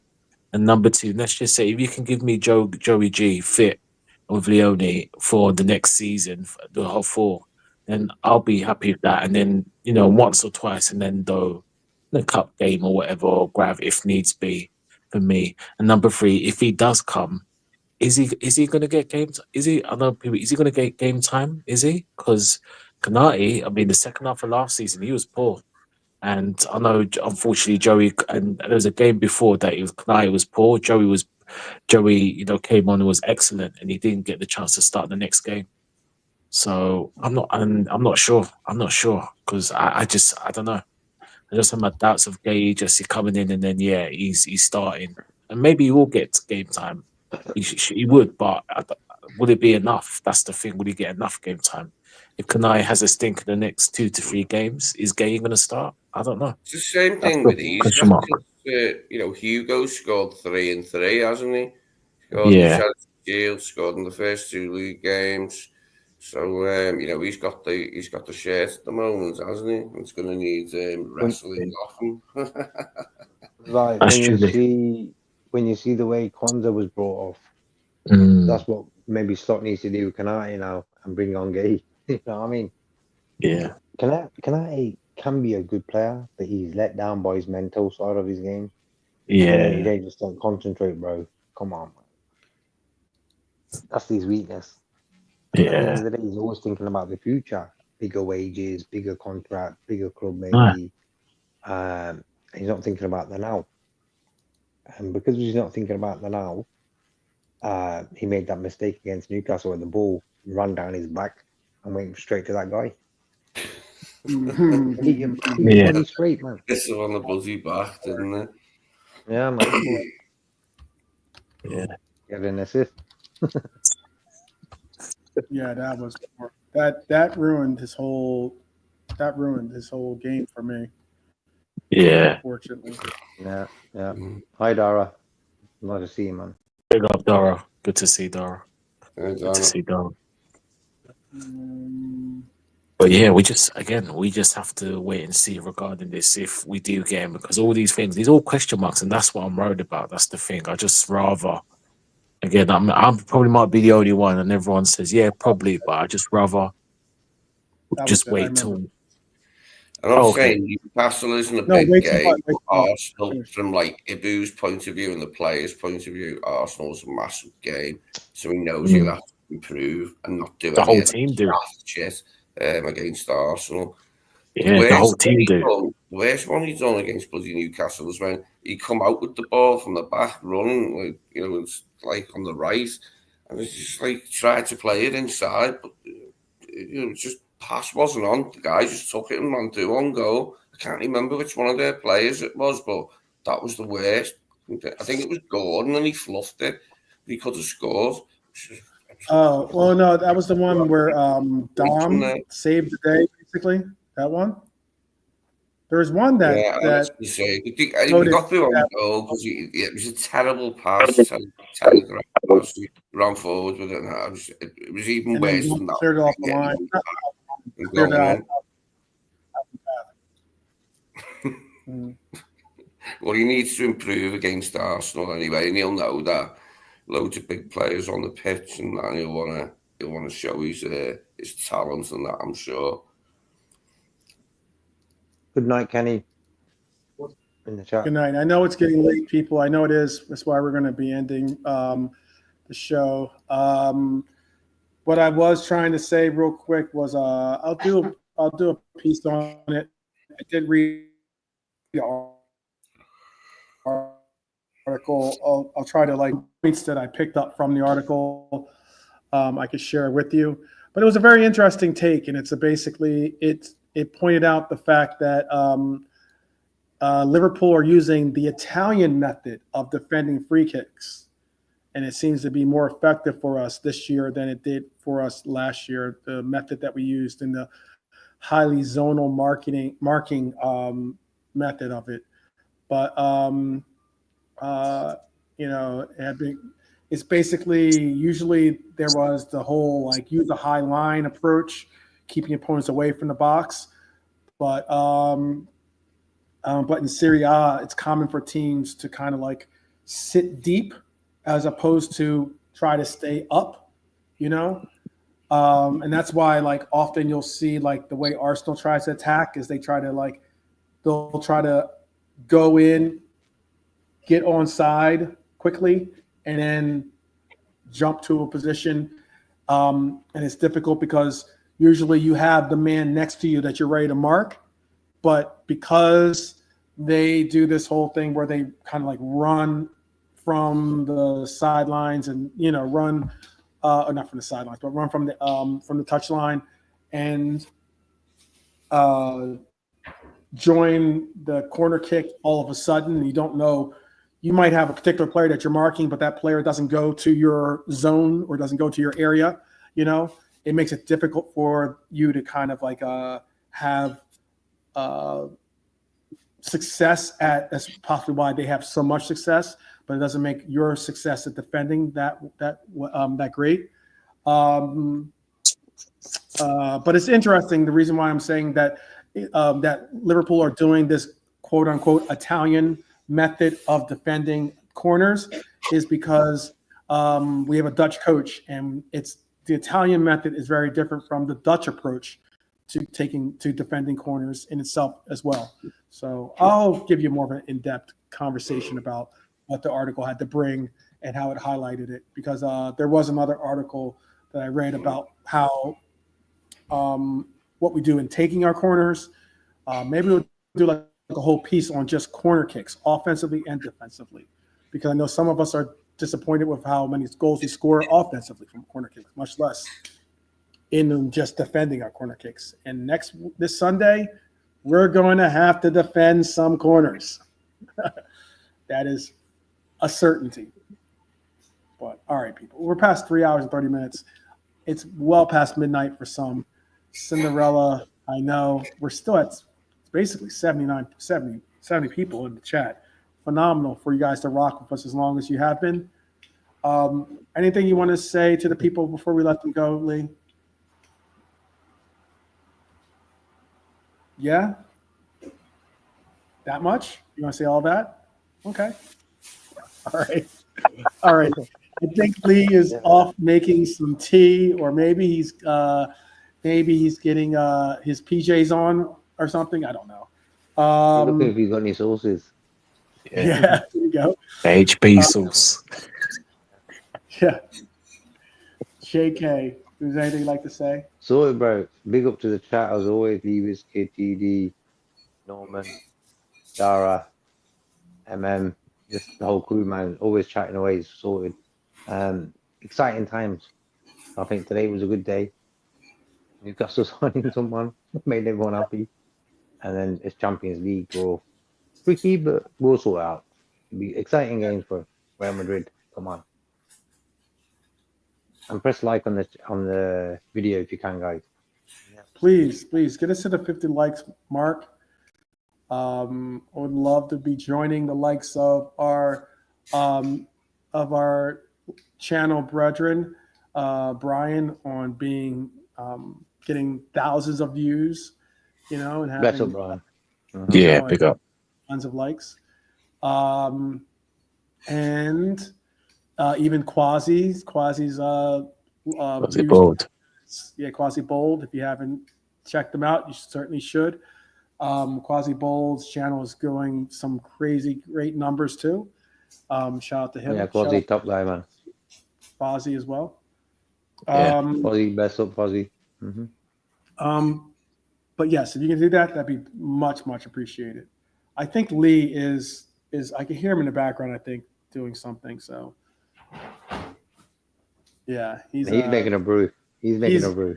He's Making something getting, with Tracy. I get it. It's nightcap time. It was actually It's another. noodles. I'm making some noodles, but there you go. I knew you. I poured the kettle into the bastard thing now and There you go. Tracy's asleep, so I don't blame you, Lee. cool All down. right. All right. Well, Lee, does anything you want to say to people before we bounce out? Don't eat Just noodles hope at 12 o'clock. Just hope the signings happen. We've got 4 days, just about, I think. 3.5 days, don't know. Let's just hope they happen, eh? Brian said Friday's important days. Like, that should be a day where things get confirmed, sort of. It's important because, like, Saturday, Sunday games and that. But there's a lot of work going to be done in the next days. It will be a really complete window to get them to, and all the outgoings. I'm really pleased with the way they've done good business with the outgoings. It makes it's all working well, isn't it, on and off the pitch? So we're really hopeful for the season, especially if these 2 players come in. We should have some fun this season. Definitely have a good go at defending the title anyway. Okay. K-Max starting some controversy. I don't know. I'll have to look at what he said. Delante, anything you'd like to say before? Yeah, just big up yourselves as well. Obviously, my bro, Germany, JK, Lee, Liverpool, Burn, and yourself, 12. Big up the chat. TD, Dara, Norm, WizKid, others that are others that's been on the chat today. Big yourself up who've been in and out. And as 12, you haven't really told people, but I'll say it now. The exclusive I think it's my new 3-year contract with you. So new 3-year contract. I won't be taking any pictures, but there you go. 3-year contract. Signed, sealed, delivered. Yeah. The wages are undisclosed, but it is exactly. We don't discuss that. We're private. Has been announced. There you go.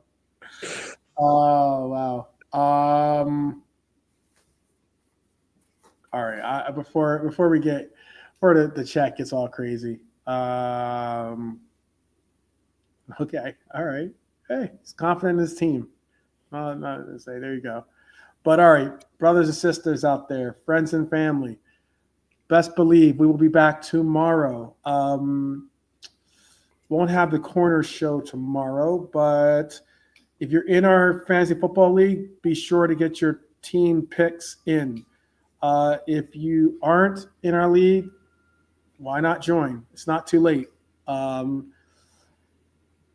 Also, we will be doing a preview of the game, definitely doing a Reg roll call. I'll be most likely going to my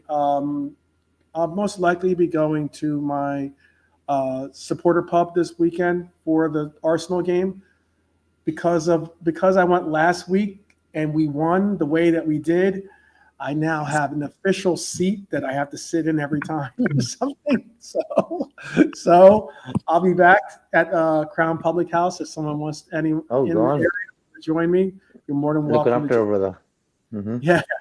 You know what I mean? I was out there calling that. I thought Chiesa was going to score a winning goal, but when Rio got in there, I said Chiesa or Rio would score a winning goal. I was saying that we weren't losing this game. That's what I kept saying, and that's why they said I'm gonna have to come back and sit in that seat as often as possible. So we'll see. Some of us have crazy superstitions, but shout out to Crown Public House in Phoenix, and to the supporter club as well. And shout out to those in the chat. Big up to each and every one of you. You guys kept it rocking, kept it going. Great numbers today. The numbers were up around 70 the entire show. I appreciate that. Shout out to our vaunted panel, legendary panel, the Fab Four here. Lee in showing off his brilliance since he was an 8-year-old kid. Nanate showing what I believe is the glory of our LFC parade of champions, and JK showing pure class when it comes to VBD. Our captain, there you go. It's how we do it. Brothers and sisters, appreciate each and every one of you. See you tomorrow. And until then, up the Reds each and every time. Each and every time. Definitely. Take care. Talk to you soon. Peace to each other. I'm enjoying it. Thanks.